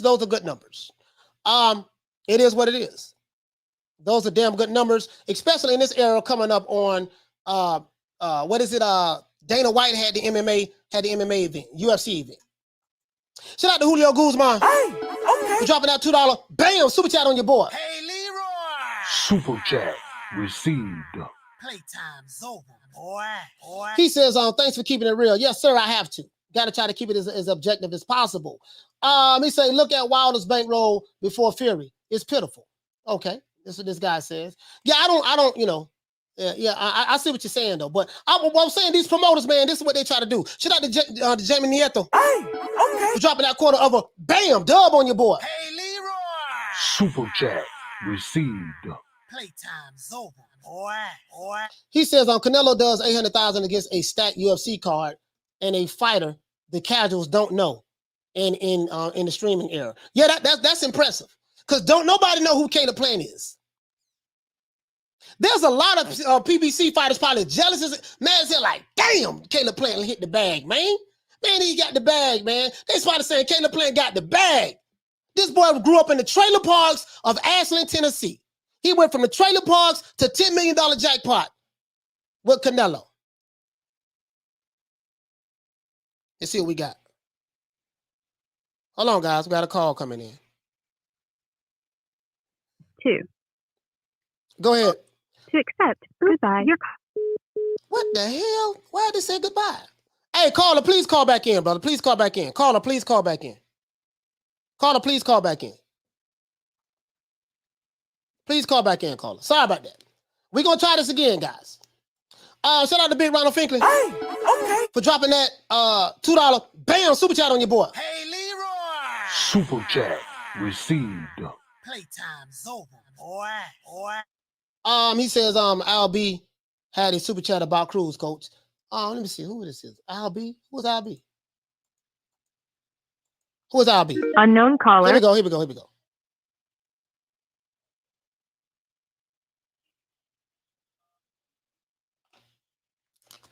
Caller, can you hear me? All right, hold on, guys. Can everybody hear this call? Go ahead, brother. I got you. What's your name? Where you calling from, fam? Arthur Hawkins, calling from Maryland. I listen to your show every day. You be getting it in. Yes, sir. I appreciate the support, brother. We trying to grow. I'm not always right, of course I'm not, but I just try to keep it as honest as possible. I love the sport of boxing more than I love a particular fighter, and me being 47 years old, going on 48, I just try to do my best. But go ahead, brother. What you want to talk about? Hey, man, nothing. I'm up there in age too. I'm in the city, but look, you're right. If the thing Canelo Alvarez just showed this weekend with I don't want to call Leonard what you call him, but Ellerbe. if you put him in there with a quality opponent, it will pay off. You don't have to always. I don't know if they're babying him because he got a court case coming up. He's facing 7 years for that hit and run in March. Oh, I forgot all about that. No, that's in March. He got that case coming up. He's facing 7 years. So I don't know if they want to make sure he gets some money now before their case come up. So maybe they're trying to protect, But Canelo just showed that if you fight that quality opponent, or at least put him in a quality situation as far as those getting all those belts, that the consumer that we gonna pay for the fight. Yeah. You know, we just ain't gonna pay for anything. What's hold on, brother. I don't mean to interrupt. I just want to make sure. What's your name again, brother? Arthur Hawkins. Okay, Arthur. Oh yeah, Arthur. Yeah. Arthur, what's going on, fam? Okay, this is Arthur Hawkins, guys. Yeah. Yeah, you know what though, man? You're right about that, man. See, this is the thing, right? What I learned from this fight is didn't nobody really know who Caleb Plant was. I'm happy that Caleb Plant got the bag. And Caleb Plant, remember, I was one of the guys who was clowning Caleb Plant in the beginning, but Caleb Plant earned my respect. I had to back up off of that. He earned my respect. I said, you know what, man, that dude does have skills. And he got, you know, he fought a good fight. I do think the scorecards were kind of lopsided. We ain't gonna sit here and lie. Yeah. The scorecards, he only won 2-3 rounds. Boy, hush, that man won more rounds than that, but that's neither here nor there. But yeah, man, I just think that if we can get the type of fights that we want, and we don't care as fans if a fighter loses. If he loses, but yet we're getting the fights that we want, we're always going to support the fighter. And that's the whole narrative. That's what I want. I want the fans, as far as fans go, I think the fans should really not be hard on fighters that go out and fight against the best. Right. Like, you know, Wilder just like Wilder lost. But he lost fighting the best too, even though I didn't agree with them fighting 3 times. But just when you're fighting the best and you go back out there, you know, the fans shouldn't shoot them so far into the ground. That's why we don't get the best fighting best. That's my problem I have with Charlo trying to fight Canelo. And it's like, first of all, he ain't in the weight class. And then you're not proving nothing while you're in that weight class. If he was to like go through the weight classes that he's in and fought like top fighters in 160, I'd be like, all right, well, come on up, take a fight, and then go at Canelo. Because Canelo is fighting, you know, 3 undefeated fighters in the last year and 3 belt holders. So, you know, it's like, I just want to see the fighters that people are saying that some people are ducking or whatever. I just want to see those fighters fight other fighters that have a name. You know, like you said, Tank Davis against Devin Haney would have been beautiful right now. But like I said, I think because they got that court case coming up, they trying to be careful with him right now. Well, I tell you what, now I will say this in defense of Leonard as it relates to that. You know, someone like a Devin Haney, you don't want to try to fight him on such a short notice because he is a high risk. That's more of a 50-50 fight. So I do get Definitely. That. So I'm not banging on Leonard for not making that fight. I don't have a problem with Tank fighting Pitbull. They can put him in there. The problem that I have is this is not a pay-per-view fight. That ain't no pay-per-view fight, man. Come on, man. That's all I'm saying. That's all I'm saying. If you're gonna put taking that with Isaac Cruz, Pitbull Cruz, fine. But don't try to charge us $80 for the fight. We're gonna put them out there in California. We're gonna try to get people from Mexico and people from our Mexican descent, the Latinos out there in California, they gonna get behind Pitbull because they support all Mexican fighters anyways. So this is what he's banking on. Because we ain't buying it. You know, that I know we ain't buying the fight. You know, so I'm like, I might be forced to buy it just to cover it, man. All right, damn. That's what it's gonna come down to. But maybe if they lowered the price point, you know, $20 for the fight, but they couldn't do that because they couldn't pay everybody. They couldn't pay everybody. Yeah, maybe you're right. Yeah, they couldn't pay everybody. Hey, but listen, Arthur, man. Hey, you got a great show, and I just wanted to call in and touch bases with you, Coach. Yeah, man, I appreciate that, man. I want to hold the show up and let the show go on. Thank you, boss. Yes, sir. Let's give my brother Arthur Hawkins a round of applause, man.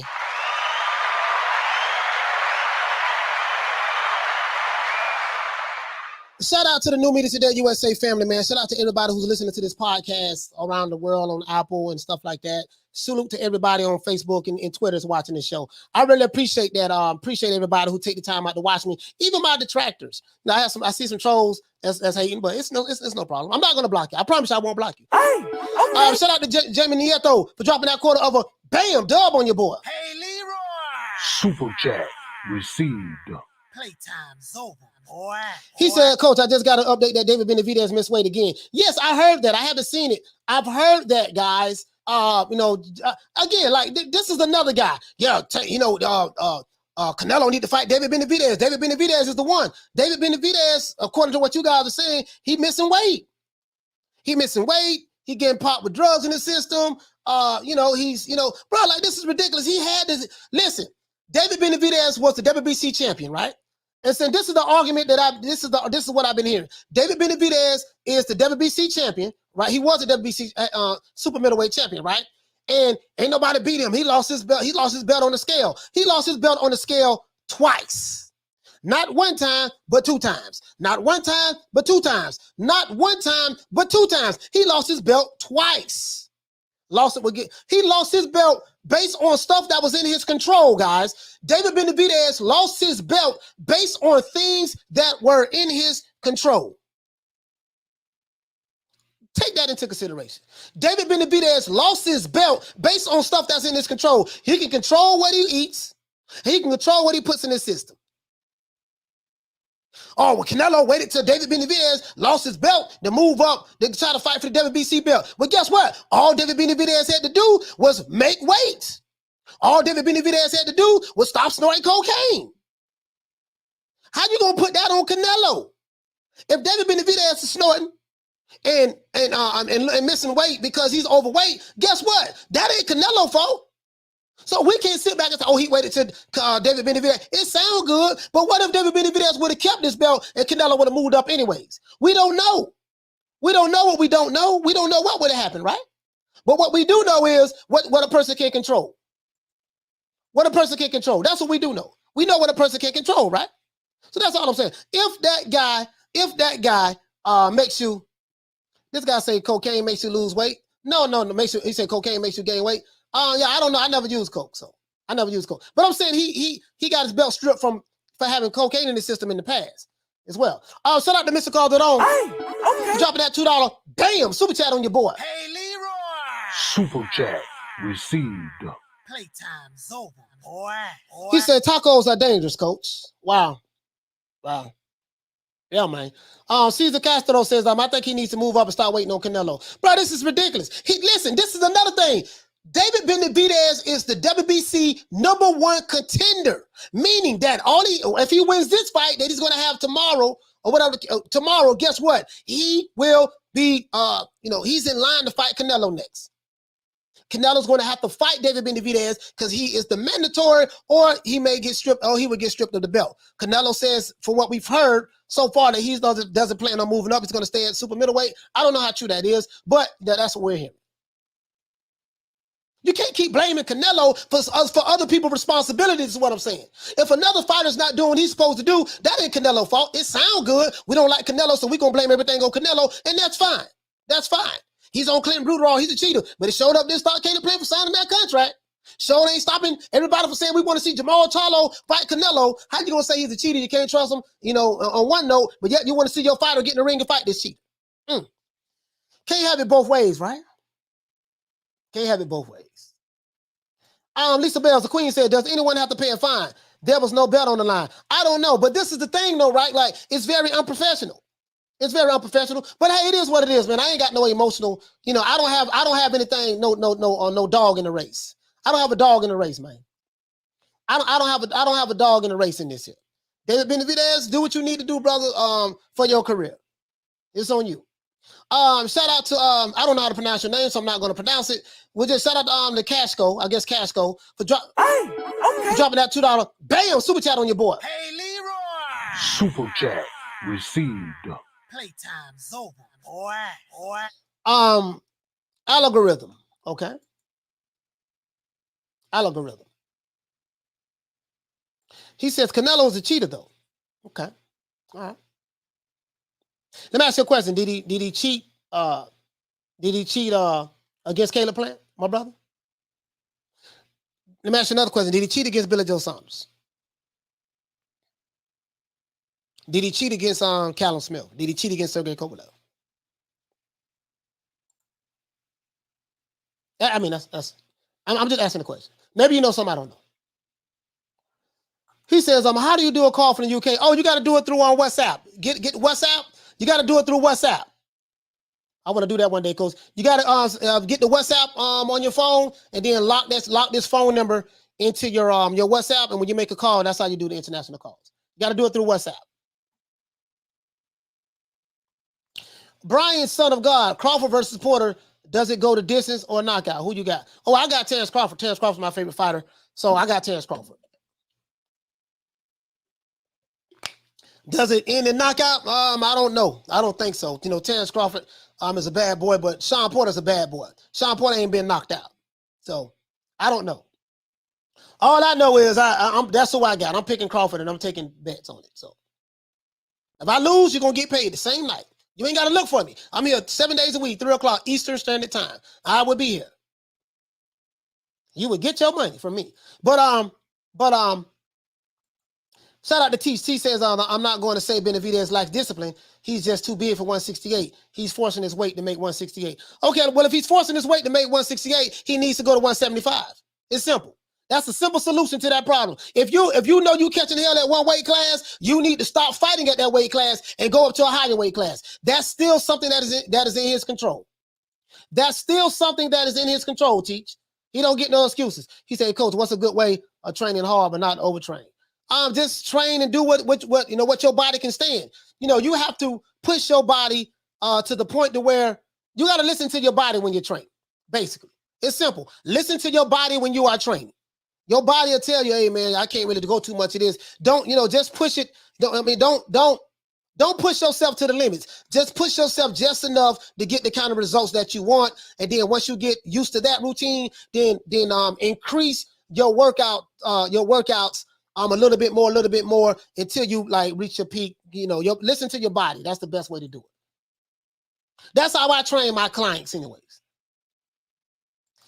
He say, no, he beats them all. WhatsApp, okay, much respect. My thing is this here. I don't, I want to see the fights, dog. I want to see the fights. He said, who you got, Munguia or Rosado? I got Munguia. I got Munguia to win. I got Munguia to win. He says, do you think he beat Spence? Him and Spence is a 50-50 fight. Sean Porter's a 50-50 fight. Because Crawford is my favorite fighter, I'm always going to pick him until he loses. So, trying to be as objective as possible, but the guy's my favorite fighter. So just like a Tank Davis fan or a Errol Spence fan or a Canelo Alvarez fan, you're always going to feel like your guy who's your favorite is always going to win the fights. So I am in that same line. The only difference is I will always be honest and say that, hey man, my subjective opinion is, I feel like he's going to win this fight but I'm always going to break it down with skill sets and, the pros and cons and stuff. I'm always going to break that down. But in my opinion, I'm always going to pick Crawford until somebody beats him. Against anybody in the welterweight division. Let me specify that. Shelton says, Sean is in trouble.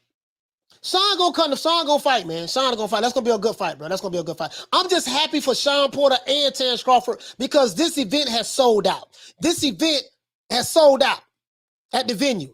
And I'm hoping for those guys, I'm hoping that they do like 300,000 pay-per-view buys or not more. That's what I'm hoping. If they can do that, that's good. Because ain't nobody going to do what Canelo doing. Let's be honest. Ain't nobody going to do what Canelo doing. He says, Enos would give Crawford problems. Enos would give Errol Spence problems as well. Enos would give Sean Porter problems. Enos would give Keith Thurman problems. Don't forget those names. Don't forget those names. If you're new to the channel, please subscribe, hit the like button. If you're new to the channel, please subscribe, hit the like button for the old boy. Subscribe, hit the like button for the old boy, man. Y'all do that. If you're new to the channel, please subscribe, hit the like button for the old boy. Antonio says, who do you think would win between Plant and Charlo? Man, I'm not gonna lie, man. I kind of like Caleb Plant in that fight. Has nothing to do with that. I just think that because of his experience fighting Canelo Alvarez, and I think that Caleb Plant style would give Charlo problems. Now, I would say that Charlo is the more stronger fighter, so it seems. Well, I thought he did. I thought he was the more stronger fighter, but when he fought Montiel, he couldn't get Montiel out of there. So I would say that he was a more stronger fighter. But from an experience standpoint, footwork standpoint, I would give the edge to Caleb Plant based on his experience from fighting Canelo. I think he can take something from that fight with Canelo and draw from that in order to give him the edge over Charlo. Doesn't mean I'm right, but Shout out to the Queen, Nick Red. Probably not going to sleep. I think Bud wins by stoppage. Shout out to Dana Jones. Hey, okay. Dropping that quarter of a bam dub on your boy. Hey, Leroy.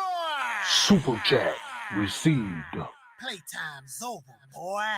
Dana Jones says he ain't missed weight. Al Heyman got this dude fighting catch weight, so they don't have to pay sanction fees to these organizations. Hey, you know what? I haven't even looked into that, but you might have a point. I don't know. He said, how much is the pay-per-view? The pay-per-view for Crawford and Porter is $70. $69.99, $70. F Society says, Sean getting knocked out. Believe me, Bud is going for the kill. I don't know if he's going to get knocked out, guys. I'm not going to lie. You know, I'm not going to lie. You know what I mean? But I do see Sean walking into punches all goddamn night. I see him walking into punches, dog. I just do. Sean Porter fights the same way, so, you know. Cesar Castro says Enos knocking on the door, and I think he's about to kick it in, coach, next year. Yeah, Boost Enos and Virgil Ortiz. Demetrius says that and also would be a fire fight guaranteed. Yeah, it's gonna be a fire fight. Two friends got to get it in. They've been knowing each other for a long time, fighting in the amateur together and everything. Now, guess what? They ain't friends no more.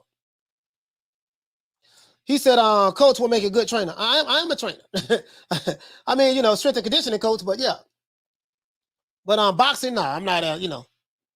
I'll be a damn good motivator, though. I'll be a damn good motivator. Lennox was best says I'm picking Crawford by KO. But history says Crawford doesn't have a granite chin. What history? He got hurt. I mean, every fighter gets hurt.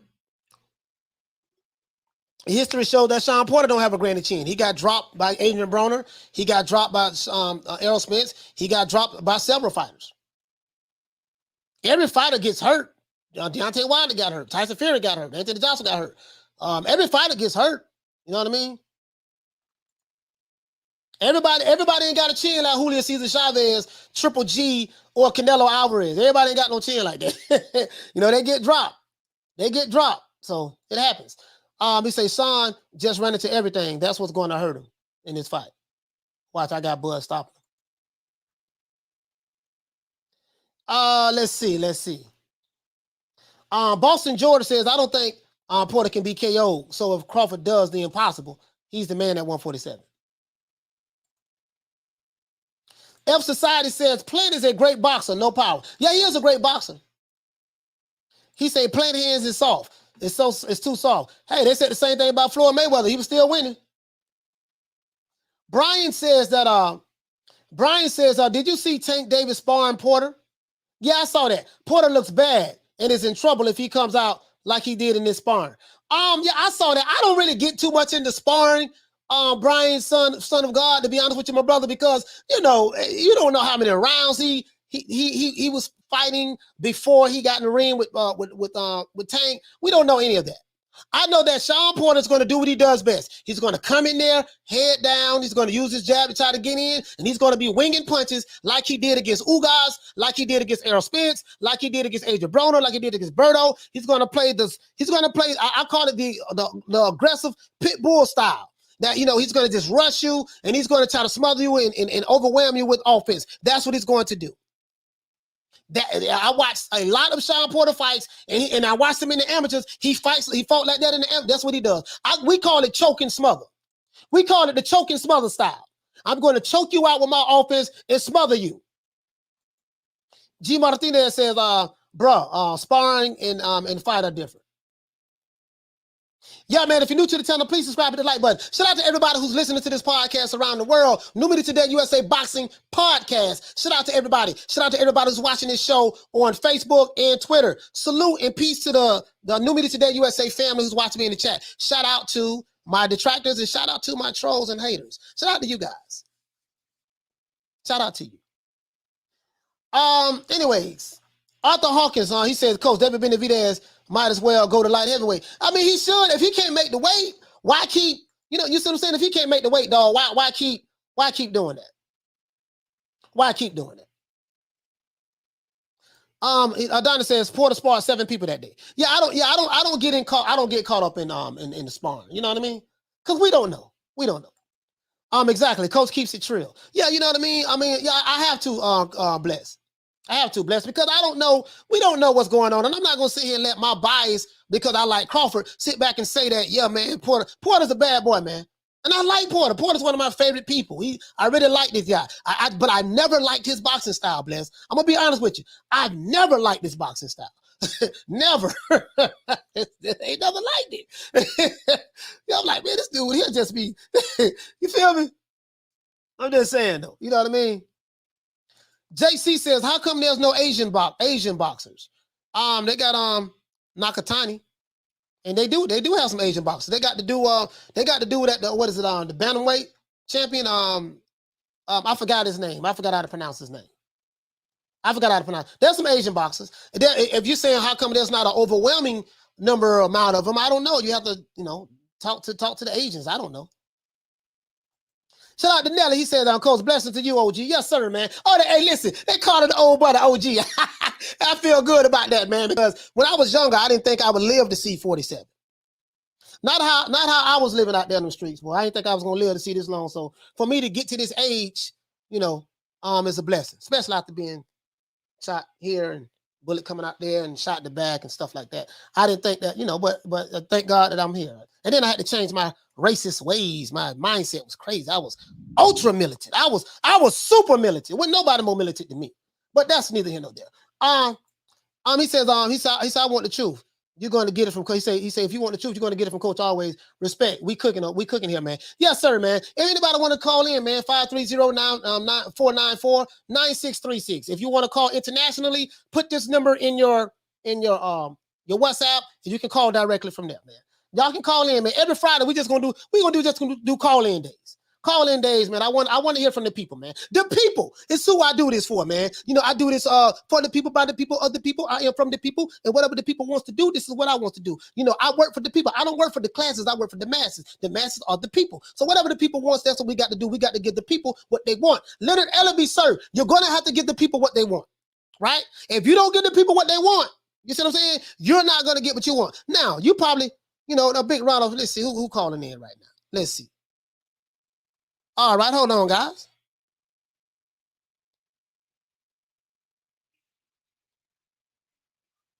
Hold on, guys. Got a call coming in. Hold on, my brother. Hold on. Yes, sir. Caller, where you from? What's your name? Where you calling from? Hey, how you doing, Coach Malachi? This is Ronald. I'm from Vermont. Oh, Big Ron, what's going on, fam? Big Ronald Finkley in the building. What's happening, bro? Oh, man, I can't call it, man. Just sitting here listening to the show. Yeah, I was listening to your show yesterday, man, while I was at work. Even though I wasn't commenting, man, that was a lot of good information you was giving out. Because that's specifically what's going on. Like, we getting fooled as fans, and all I can do is sit back and laugh about it now because, it's just like, wow, you try to go to bat thinking that your fans, you have the last word. But really, it's all about the promoters and how they don't set these certain fights up that we expect. But that information was like amazing, and I was like, "Wow, Coach is breaking it down all the way today." Yeah, man. I really appreciate that, man. I really appreciate that a lot. You know what I mean? So we just try to be, I just try to break it down as much as I possibly can when I do my research. And again, I study like, you got to study the detractors, study what the people are saying. Shout out to Tune, man. Tune says Porter chin is decent and it's way better than Crawford's. How do you know? How do you know? But anyways, yeah, that's a good question. Yeah, how do you know? Yeah, you know what though? Like Sean Porter, I try to sit there, I'm rooting for Bud to like do what he's supposed to do to him. Right. But everybody's right about Porter, man. He does show up for fights. Yeah, and I wouldn't be surprised if he showed up for this fight. Like, I really wouldn't be surprised. But that's what makes this fight like a very good fight. And, once in a while we get a fight, it's not all about the matchmaking. It's about just like a straight up, like, hey, it's a do or die situation now. And I like this fight because even Prince Crawford's going to show us stuff that we want to see come out of him. Yeah. Porter's going to definitely be the same Porter as usual.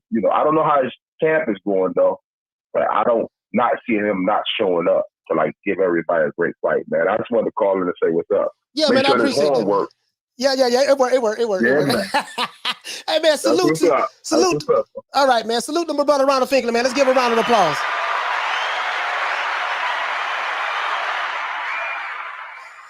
Yeah, man. You know, it is what it is, man. We try to keep it all the way live over here as much as possible, man. I wanna talk to the people, man. We're gonna talk to the people, man. Shout out to David Alachi. Hey, okay. For dropping that quarter of a bam dub on your boy. Hey, Leroy. Super chat received. Playtime's over, boy. He said, Coach, why the LDBC won't give Canelo his props? Are they racist? I think that question is better served for the LDBC. Maybe you probably need to get in contact, David, with some of the LDBC members and ask them, are they racist? I can't answer that for you. Can't answer that for you. Toon says the same way you knew Canelo was going to beat Plant. Competition. Okay. All right. Toon, sir, how much? Toon, I got one question for you, sir. How much money do you want to bet me on this fight? Whatever you say, Toon, I agree with you 1,000%. How much you like Sean Porter for? Make it light on yourself. I'll be here every day, 3 o'clock Eastern Standard Time. My cash app is $New Media Today USA. I will bet whatever you want to bet. Just make sure, and guess what? You would get paid. That's all I got to say. I ain't got no more talk. Let's see. He said, when was the last time Porter KO'd anyone? Oh man, you know. Yeah, I ain't getting into, you know, you see what I'm saying, Philly Fire, because these dudes be fanboying so hard, and they hate Crawford. I get it. Yeah, I ain't getting into all that. Just, you know, what you like them for, let's bet and let's run it. I ain't got time for that. What you like them for? Boston Joe said, Porter's a bully. Let's see how Crawford reacts to being tackled. Brian, son of God, says, Coach, can Floyd Mayweather in his prime sweep the 147-pound division and 154-pound division with today's fighters? My son don't think he does. Floyd Mayweather.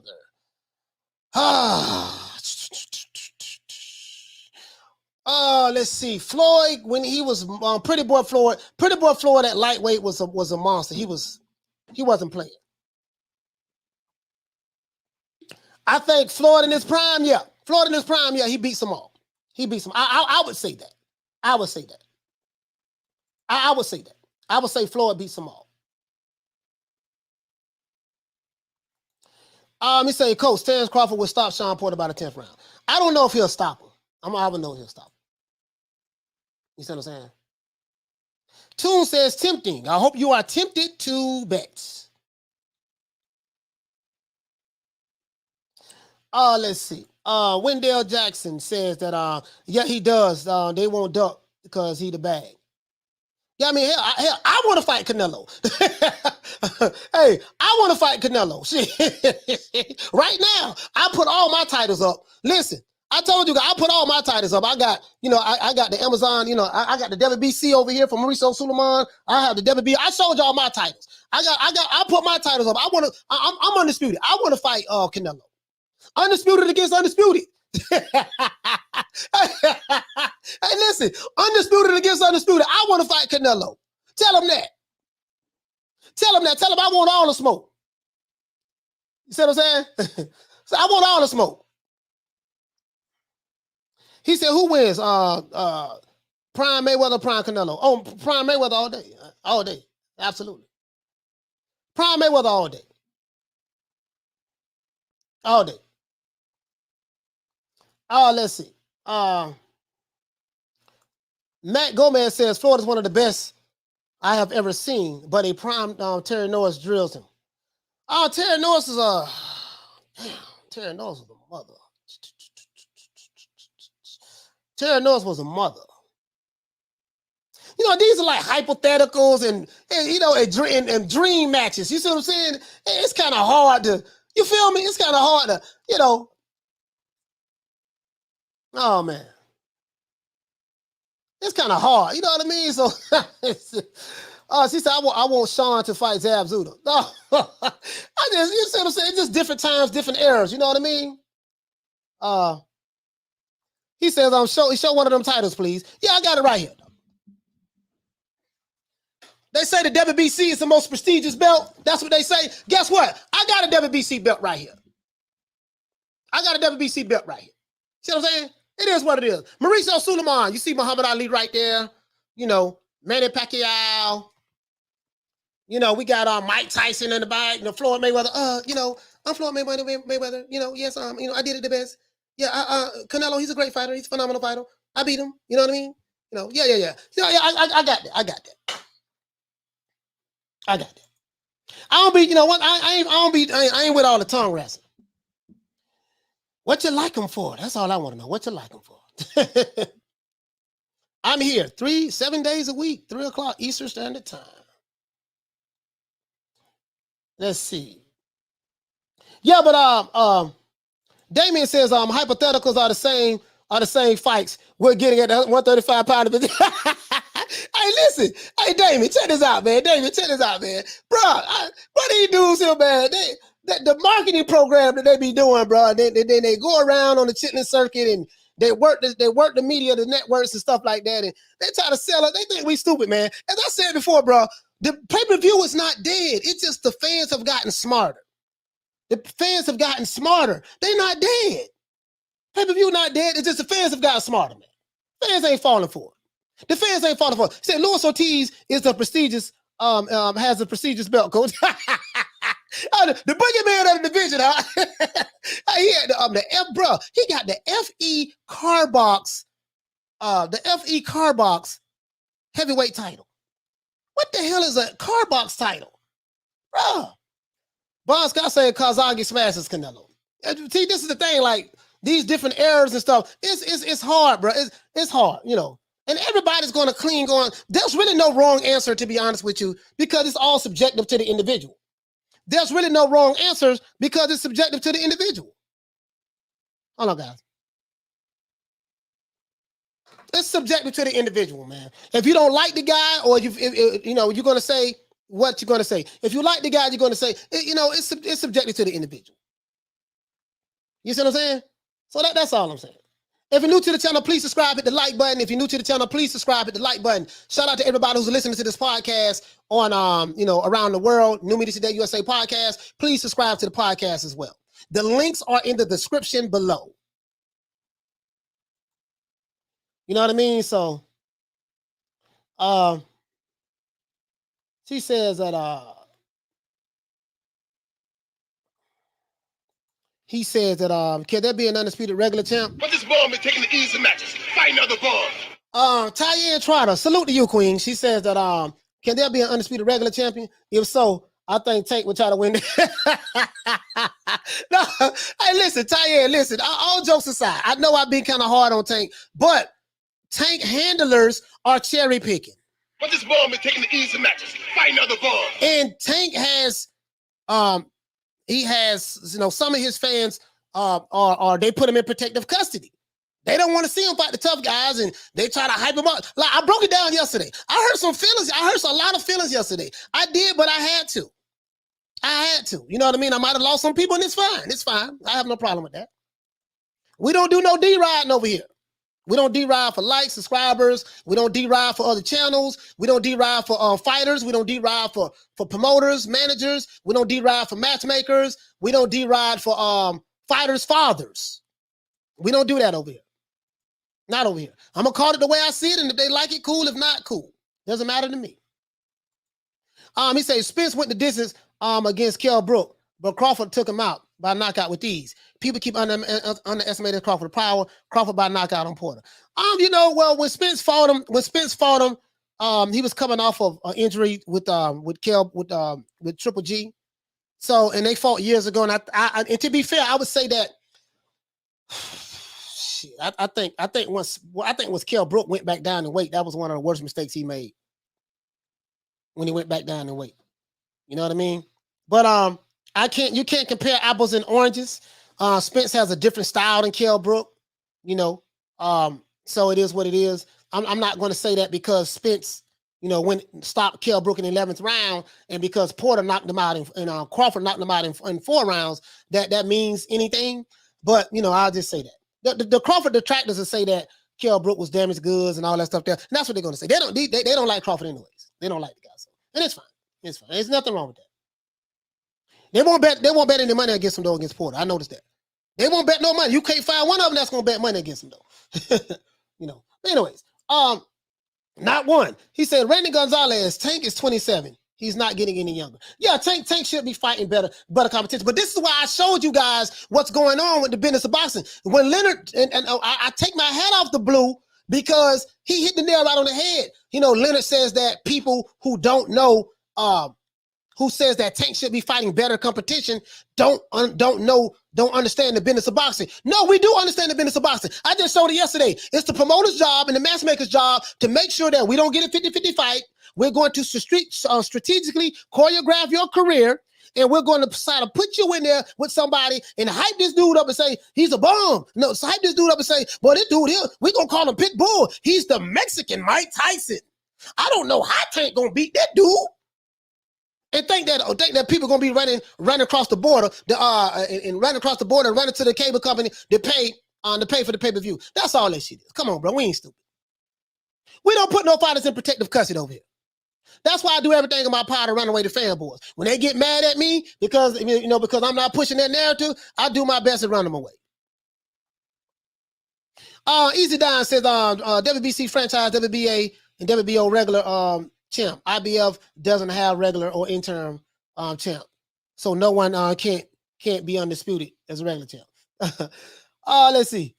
Shout out to Romy for dropping that $2 bam super chat on your boy. Hey, Leroy. Super chat received. Playtime's over, boy. He said, "What fighter has a similar style to Spence?" Really, Terrence. I mean, Spence has his own style. Really, he just has he's a pressure fighter. He goes to the body. He puts together his combinations very well. Spence is very relentless in his pursuit. Spence can take a punch. He's gotten hurt in fights, but every fighter gets hurt in a fight. Unless you're a fanboy of a particular fighter, then your fighter don't get hurt. He don't do this. You don't see any flaws in him. It is what it is. This is why I hate fanboys. Hate them. I hate fanboys. They hate me. Do everything in my power to hurt their feelings and hope that they unsubscribe and block themselves. But they keep coming back every day. Some of them even give me super chats. Some fanboys even give me super chats. Shout out to Dr. Fate. He said, I actually like this chat. I got blocked on other boxing channels. Yeah, the only way you get blocked over here, Dr. Fate, is if you attack women and children. That's a no-no.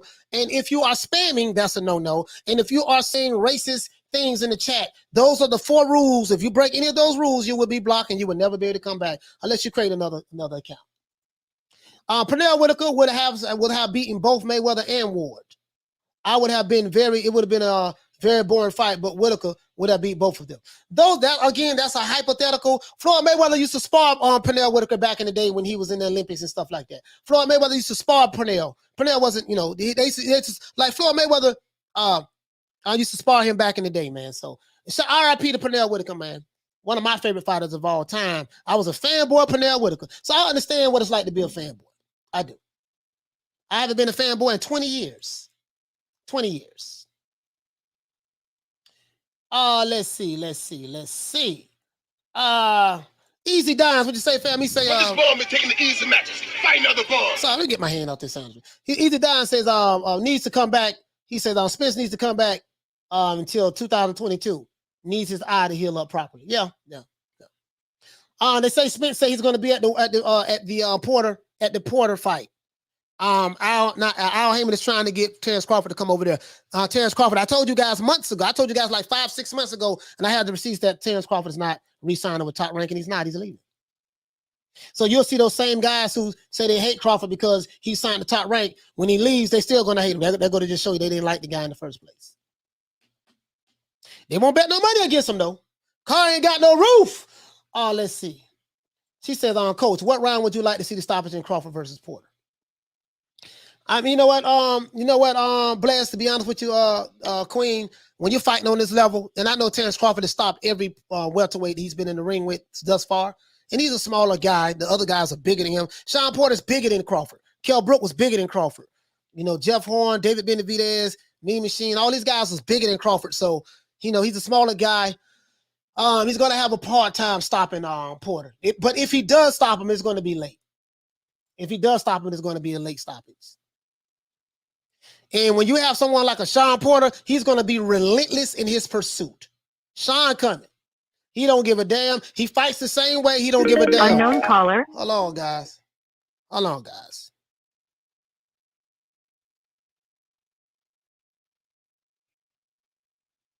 Got a call coming in, guys. Got a call coming in. Caller, what's your name? Who are you and where you calling from? This Adonis K3. Adonis, what's going on, fam? What you Hello? want to talk about? What's up, bro? Oh, well, I agree with you on Tank ducking most of his career, but my question is, do you not think the Mario Barrios fight was a dangerous fight for him moving up? I would say this. Hold on, what's your name again, my brother? Just give me your first name. Adonis K3. Adonis, okay. Adonis, I'm writing your Yes, name sir. down so I don't forget. Adonis, I won't, I was one of the main guys who was saying some of these fighters are ducking and stuff like that. I've been guilty of that. But me knowing what I know about the sport of boxing from a business standpoint, I'm first to come on this air and say that, you know what, man, I was wrong about some of the things I was saying. The reason why is because these promoters and matchmakers, these promoters are handling some of their star fighters. Not all of them, but some of their star fighters, they strategically choreograph their careers, and they don't really try to put them into dangerous fights. So I'm not going to say that Tank Davis is ducking anyone, even though I've been guilty of saying that about quite a few fighters. But now sometimes Adonis, I will say this: sometimes a fighter just outright say, "No, I ain't fighting him." So it does happen. But listening to Leonard Ellerbe, Adonis, and listening to Floyd Mayweather, they are strategically not making sure that Tank doesn't fight the top guys. And my whole question is this, my brother. If Tank is as good as you say he is, if Teofimo is as good as you say he is, if Crawford is as good as you say he is, if Spence and Joshua and Canelo and all of these guys, if they are as good as you say they is, then we need to know about them fighting the best fighters. Don't tell me this guy is great, but then he's fighting Pitbull. Don't tell me this guy is great and he's fighting Crawford is fighting Mean Machine. Well, Mean Machine, I guess, was a good fighter. Or some other guy. Spence is fighting Ocampo, or Jamal Charlo is fighting Montiel. No. Well, Spence is fighting tough guys, so I wouldn't say that because all of them on the same side of the street. But this is all I'm saying, bro. I want to see the 50-50 fights. I don't want to see Canelo step in the ring with a guy, man, we already know he going to win. They were celebrating before the fight even happened. I showed you the videos. They was dancing. I totally agree with it. But I totally agree with everything that you're saying. Sorry to cut you off. I'm sorry. I agree with everything that you're saying. And the question, though, do you not think the Mario Barrios was a step up challenging fight for Tank? Yes. So yeah, he's been cherry picking. I agree, he's been cherry picking. When he signed with Mayweather, I kind of assumed that's how his career was gonna go. But he shocked me with the Mario Barrios fight, and I just wanted to get your opinion on that one. Yes, sir. Yes, sir. I totally agree. Mario Barrios was a step up fight. I didn't think, I'm gonna be honest with you, because my brother Shelton Moore out there in California, out there in LA, he did tell me that Mario Barrios was a good fighter. Tank stopped him in the 11th round, and I didn't really know much about who Mario Barrios was. And I looked at his resume. I'm like, this dude, and I feel like that again. Mario Barrios was a step up fight, but it was a step up fight that everyone knew that Tank was going to win. So I say that, but it was a step up fight. It was a step up fight, my brother. All right. Well, I appreciate you answering my question, and I like to say, keep up the energy. I love your energy. You answering so many topics and questions in the chat. Your energy level, I love it. Keep up the good work, and I hope your channel keep growing. Yes, sir. I appreciate that, Roman, man. I really appreciate that, man. Let's give our brother Roman, man. Not Roman, sorry, but I'm looking at the guy on the on the other side. Adonis. Yeah, I'm looking at the super chat. I was going to get to the super chat, but shout out to Adonis, man. Let's give our brother Adonis a round of applause, man. All right, be safe. Yes, sir. You too, brother. Yeah, man. I really appreciate that. Roman Wrangle, sorry about that. And Adonis, sorry, my brother. I'm looking at the screen. I'm trying to talk to my brother Adonis, and then address the super chat and address the chat as well. Shout out to Roman Wrangle. The stickiest of the icky. You want to smoke with the old boy Rick James? Yeah, I didn't smoke anything, but shout out to Roman Wrangle. Hey, okay. Dropping that $2 bam super chat on your boy. Hey, Leroy. Super chat received. Playtime's over, boy. He said, can Andre Ward come back and take over 175? No, sir, I don't think so. Anything is possible, but I don't think so. 175, that's light heavy. I don't think so.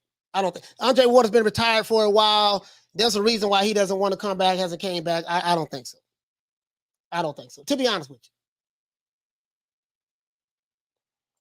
He says that Barrios fight reminds me of Plant versus Canelo. Tank finished Barrios late, like Canelo did. He says the zone Jamie Munguia, Gabe Rosado. Yeah, we talked about that yesterday, man. I got Munguia beating Gabe. I got Munguia beating Gabe. Dog. I think that Golden Boy is mashing this fight up pretty well. Gabe has like 13 losses already. You know, he says it's not even strategic. They're straight up telling us we're taking these easy fights. But this ball been taking the easy matches. Fight another ball.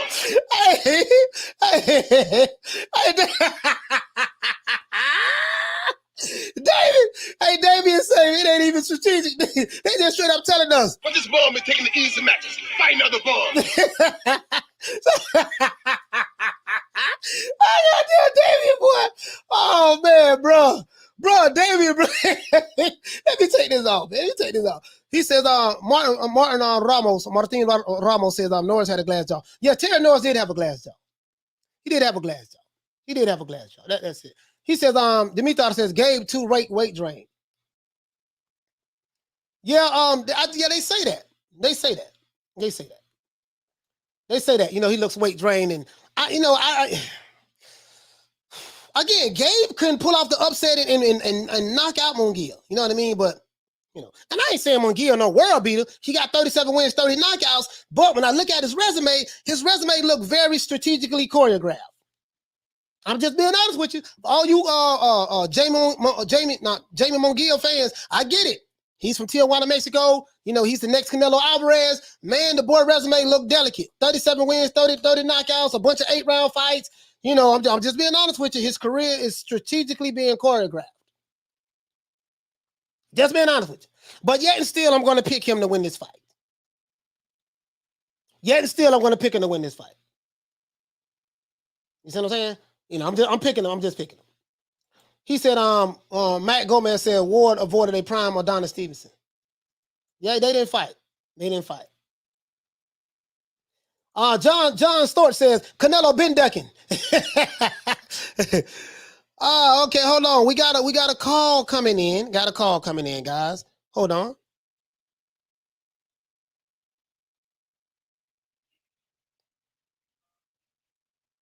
Hold on, guys. Caller, where you from? And what's your name? Where you from? What's going on, Coach Malachi? This is Renee, bro, from down south Mexico. What's going on, brother? Hey, Renee, what's going on, fam? Salute to you, my brother. What you want to talk about? You know, just generally, like, I kind of, like, we got a fight tomorrow. Salute to the whole chat, man. I like your channel, bro. I like the content. I like your approach, man. First and foremost, salute to you, bro. And yeah, man, you know, the fight tomorrow, you just mentioned it, as a matter of fact, a moment ago, Munguia and Rosado, the winner between Munguia and Rosado. This is something that's been picking at my brain, kind of. Right. You know, at 160, right? At 160, the landscape. We got Triple G, who's going to fight Murata in December, if I'm not mistaken, right? Yeah. Jamal Charlo. Hold on, I don't mean to interrupt you. Go ahead. I don't mean to interrupt you, brother. Sorry about that. Hold on, I want you to see. I don't know if you're watching it. I have the fight schedule right here, my brother. Hold on. Let me show you right now. You're right. There you go, right there. Let me blow it up. Yeah, I have the schedule. Okay, you're right about that. I'm gonna blow it up right now. Cool. Yeah, so you're right. Go ahead. Sorry about that.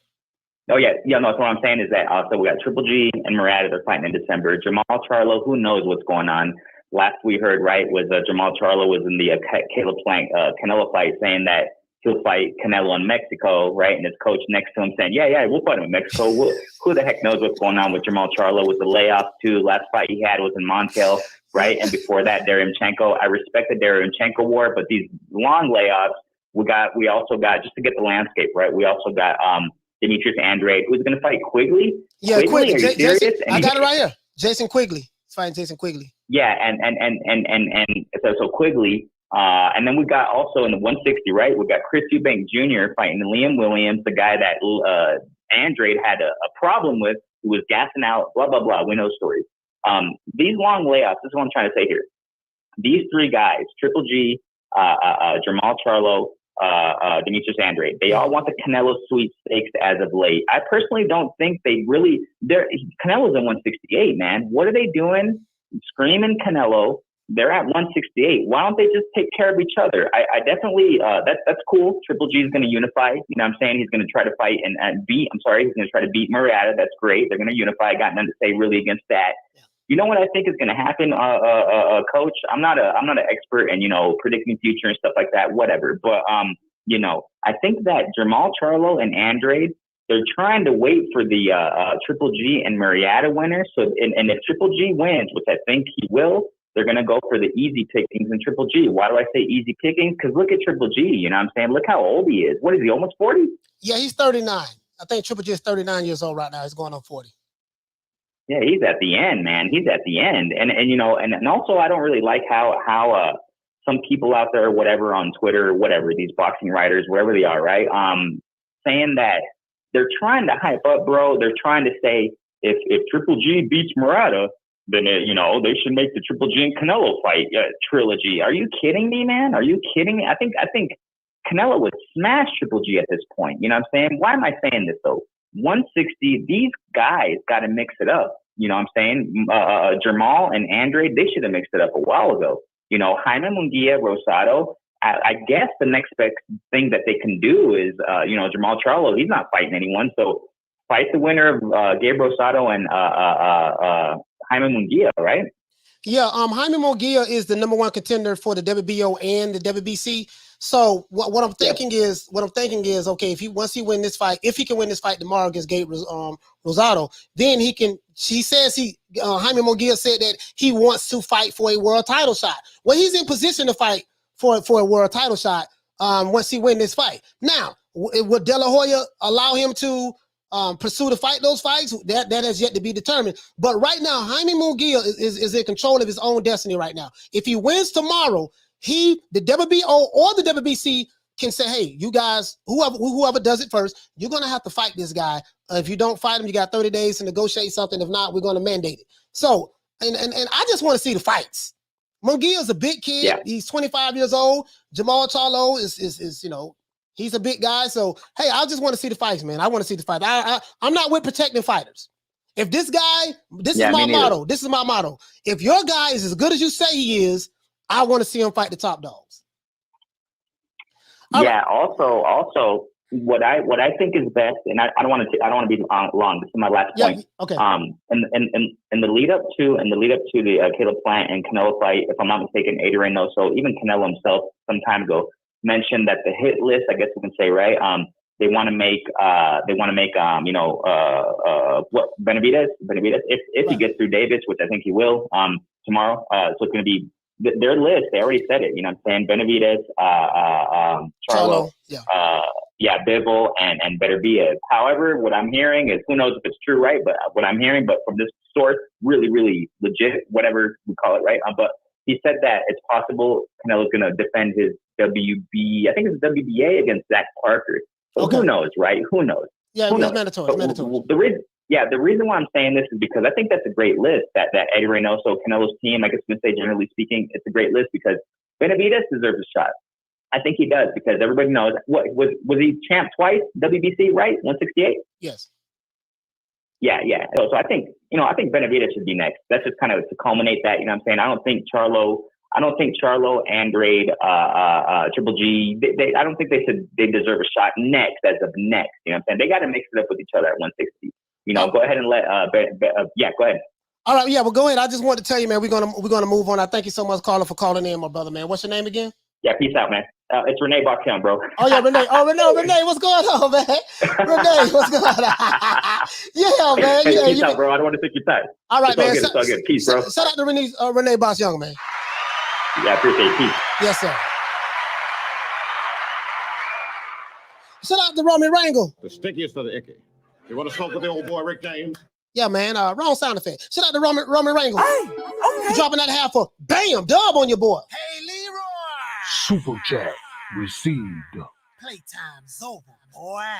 He said, I never heard of a man being the first to ever be undisputed at 168, but ducking at the same time.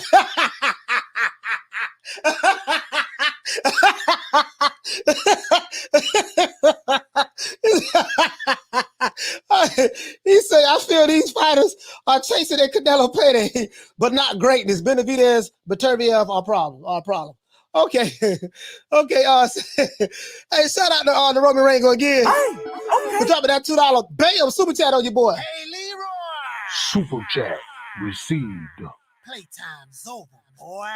He said this man on the phone is smart. Yeah, he's a smart man. Yes, sir. Yes, sir, man. I really appreciate that, man. Hey, if you're new to the channel, please subscribe, hit the like button, man. If you're new to the channel, please subscribe, hit the like button. You can share this video. And shout out to everybody who's listening to this podcast, the New Media Today USA Boxing Podcast. Around the world, you can find me everywhere on all the podcast platforms.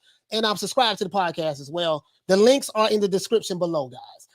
Let's see. Let's get to the chats, man. I want to address everybody in the chat. He said, great call, Renee. Okay. Drew Hayes says he preaching. Yes, sir. Hold on, guys. Let's get to the super chats. Shout out to Jamie Nieto. For dropping that quarter of a bam dub on your boy. Hey, Leroy. Super chat received. Playtime's over, boy. He said, I need you to hit me with daily Clover Lane, coach. But this ball been taking the easy matches, fighting other balls. Yeah, boy, I love that. I love that Clover Lane, boy. Clover Lane be pulling up, boy. Clover Lane pulling up on Balboa. Pulling up on him. But this ball been taking the easy matches, fighting other balls. Yeah, man. He be hold on, Bless. Hold on. Let me see. Bless me. Let me do this. Let's do this. Yeah, man. Salute to everybody, man. If you're new to the channel, please subscribe, hit the like button for the old boy. If you're new to the channel, please subscribe, hit the like button for the old boy, man. Hey, man, shout out to everybody who's listening on Twitter. Shout out to everybody who's listening on Facebook, man. We simulcasting right now. And shout out to everybody who's listening on the podcast as well. People say, Coach, you talk so fast. I know I talk fast, though. I swear. If I can slow down talking, I would.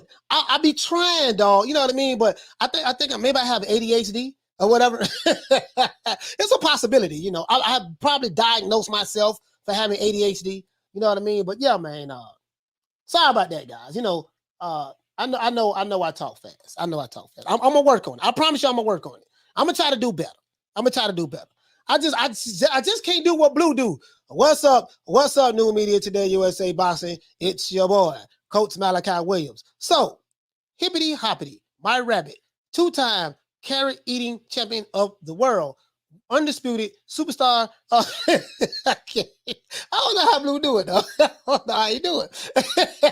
don't know how you do it. Boy. I'm just saying, hey, man, I don't know how you do it, bro. Bless 365 said, I talk fast too, Coach. I keep up with you well. Yeah, I'm gonna try to slow down, man. He says, Demetrius says, totally possible, Coach, but no worries. He's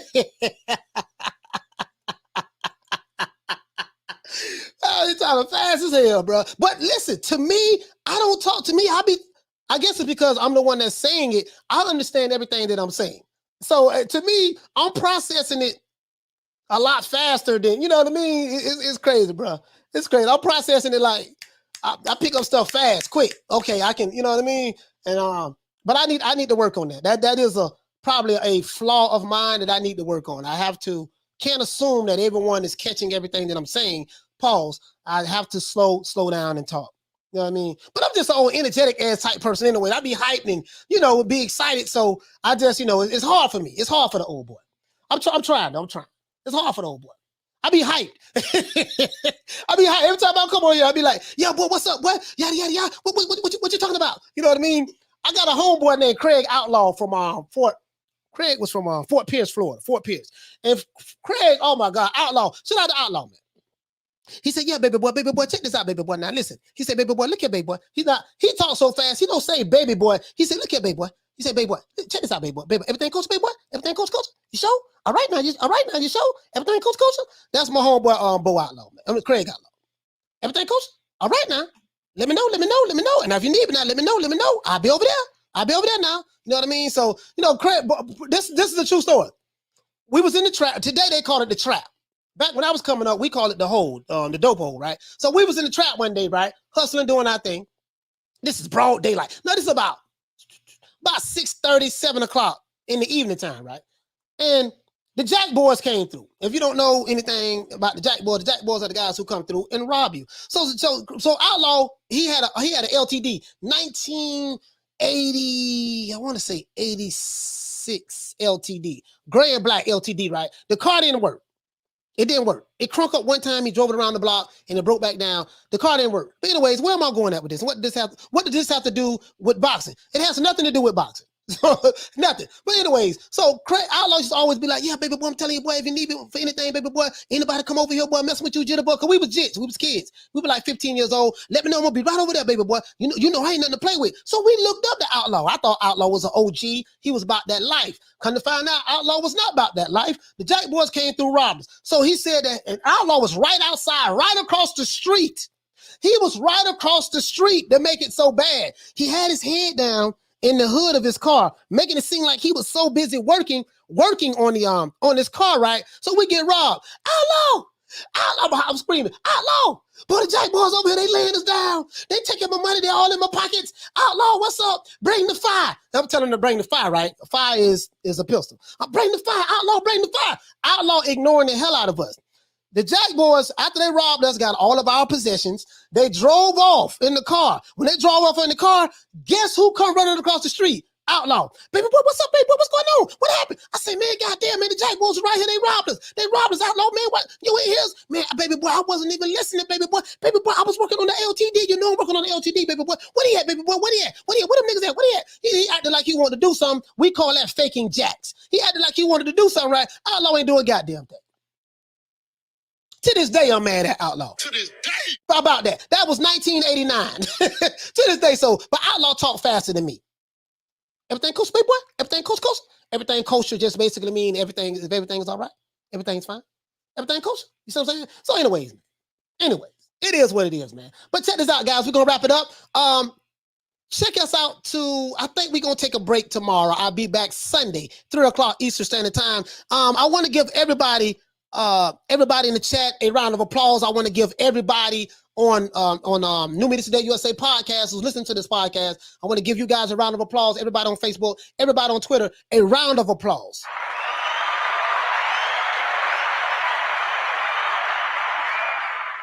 Shout out to everybody, man, in the chat, man. I really love you guys. New Media Today USA boxing family. This is how I look at you guys. Remember, we don't disrespect the queens. We don't disrespect the women or the children. You can attack me all you want. I ain't got a problem with that.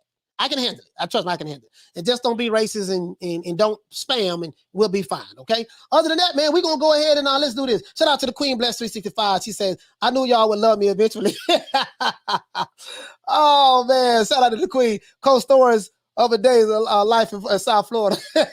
Yeah, you know what I mean, man? It is what it is, man. So anyway, let's do this OJ Jew Man style. I want to try to get everybody, not everybody, everybody. We're going to try to give everybody a shout out. That's the goal. The reason why I do this, guys, is because for you, my family, to take the time out, even my detractors or haters, for you to take the time out of your busy day to watch me, I at least have to take the time out to acknowledge you. If I don't acknowledge you, please forgive me. There's a lot of names in the chat, okay? Shout out to one of my shout out to my young brother, Toon.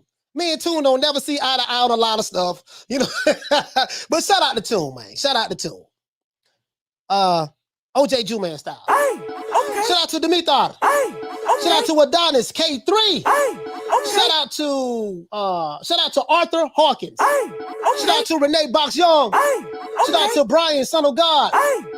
Shout out to Chinese Yoda. Hey, okay. Shout out to Bacon and Eggs. Hey, okay.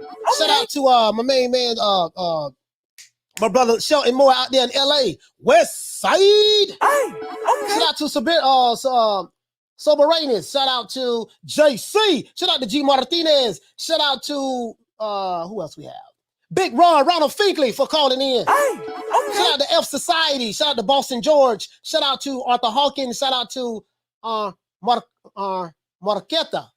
Ward. Oh no, shout out to Marquetta Nard. I said Marquita. Shout out to Marquita Nard. Marquita, yeah. Has to be that. Okay. Shout out to John Prince. Shout out to John David Frazier. Shout out to Marik. Shout out to Marik Mazur.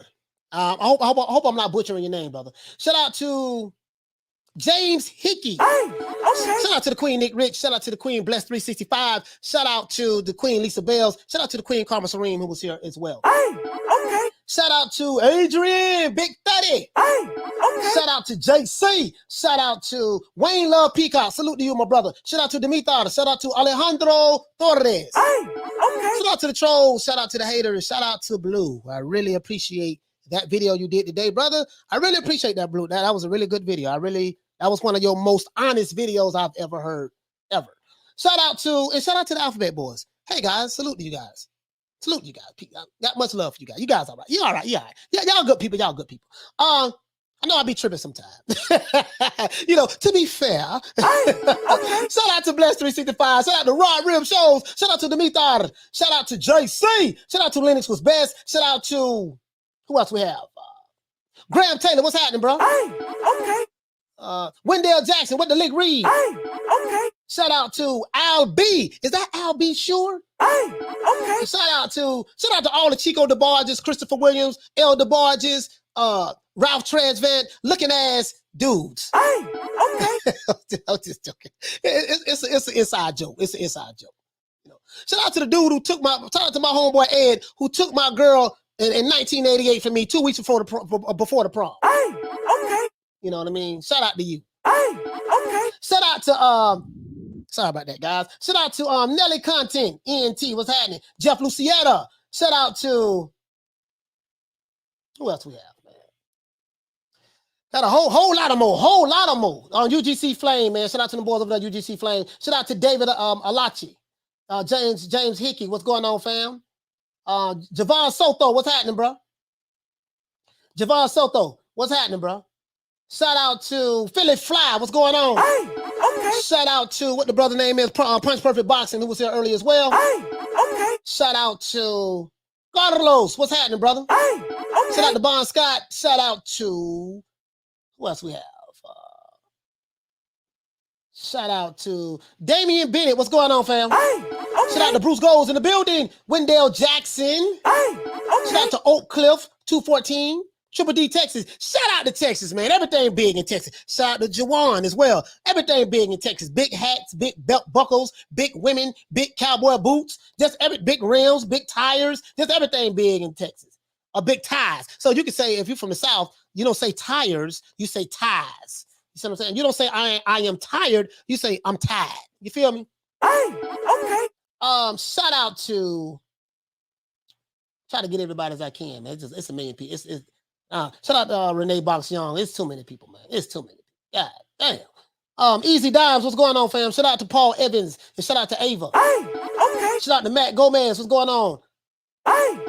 Shout out to, let's see, Simon. Shout out to Simon. Simon, what's going on, bro? Martin Ramos, what's happening, man? What's happening, fam? Shout out to John Storch. What's up? Let's see, Dragon Leg. What up? What the lick read, baby? Thomas Jones, what's happening, man? John Prince, what's happening?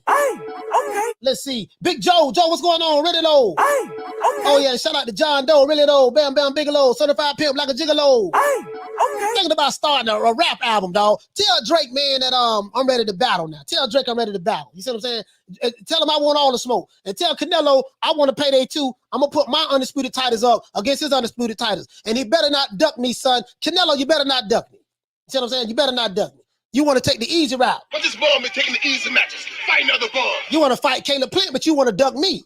That's my story, and I'm sticking to it. I need 10 million too to fight you. I need 10 million. I need 10 million because I'm gonna need it. Hey man, shout out to Teach, man. Shout out to Bacon and Eggs. Shout out to The Game. Shout out to Mondo Solo. What's happening, fam? Let's see who else we have in the building. Shout out to Jamie Nieto. What's happening? Javon Soto. Really though. Shout out to Loke. What up, Loke? John Storch. What's happening? Aha! What the lick read, baby? Shout out to the Queen Lisa Bell. Shout out to the Queen Nick Rich. Shout out to the Queen Bless 365. Shout out to and shout out to the ones who was here. Shout out to the Queen Karma Serene. Shout out to Big Ron Ronald Finkley, man. Shout out to Javier Rodriguez. Shout out to everybody who understand my fast ass mouth. Speaks to talk so damn fast. Shout out to everybody who can understand. That's how we speak in the South. Not in Texas, but in Florida, it's a lot of fast, Geechee MFs down here, bro. We fast as hell.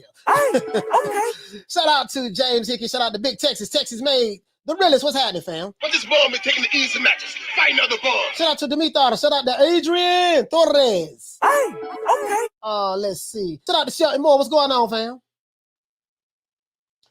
He says he's done with Benavidez. Yes, sir. I think a lot of people are, man. He don't got a lot of passing. Shout out to Dr. Mofongo. Hey, okay. Graham Taylor. Hey, okay. Who else we got? John Prince in the building. Hey, okay. I think that's it, guys. I think that's it. Alberto, what's going on, Ponce? He said we need to. Graham Taylor, what's going on, fam?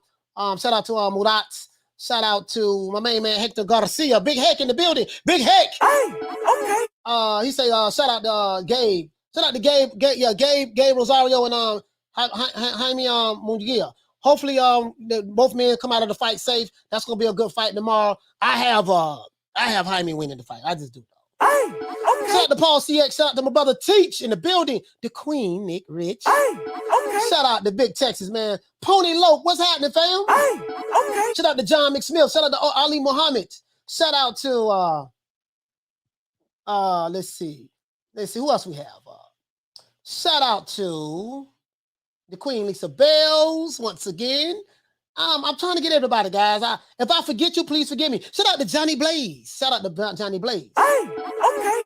Shout out to the guy who sent the chat talking about CCD. I don't know what CCD means, guys, and no one has told me what it meant. Like, how would you do a hashtag or something and you don't know what it means? Shout out to he say Florida. Wayne Love Peacock. Yeah, Florida, man. We don't say Maine down here in Florida. We say man, but in Texas and in Tennessee, that's what they say. That's their lingo. So I'm jacking. I jack the Tennessee lingo and I jack them boys from Texas lingo. And I said, yeah, man, check this out, man. This how we gonna make it do what it do, baby. You see what I'm saying? We gonna make it do what it do. Hey, okay. And I think that's it. Yo, know what's happening? No, what's happening, bruh? I think that's it, man. Once again, it's our boy Coach Malachi Williams signing out. New Media Today USA Boxing. Salute to everybody that's watching us on Facebook. Salute to everybody that's listening to us on Twitter. And to be fair, shout out to everyone who's listening to this podcast on New Media Today USA podcast on Apple and all the different platforms. You know, be checking us out. We're gonna be dropping every episode on there. Other than that, that's it. It's our boy Coach Malachi Williams signing out. Oh yeah, shout out to I forgot somebody. Nelly, what's going on, Nelly? And shout out to my homeboy Nimmy and Nimmy. Other than that, that's it. Coach Malachi Williams, New Media Today USA Boxing. See you guys Sunday, 3 o'clock Eastern Standard Time. Don't meet me there, beat me there. Don't forget to subscribe to the podcast. Check out the merch, New Media Today USA Boxing.store. The links are in the description below. And don't meet me there, beat me there. See you guys 3 o'clock Eastern Standard Time Sunday. Other than that, peace. Man, I'm out of here, bro. Let's go.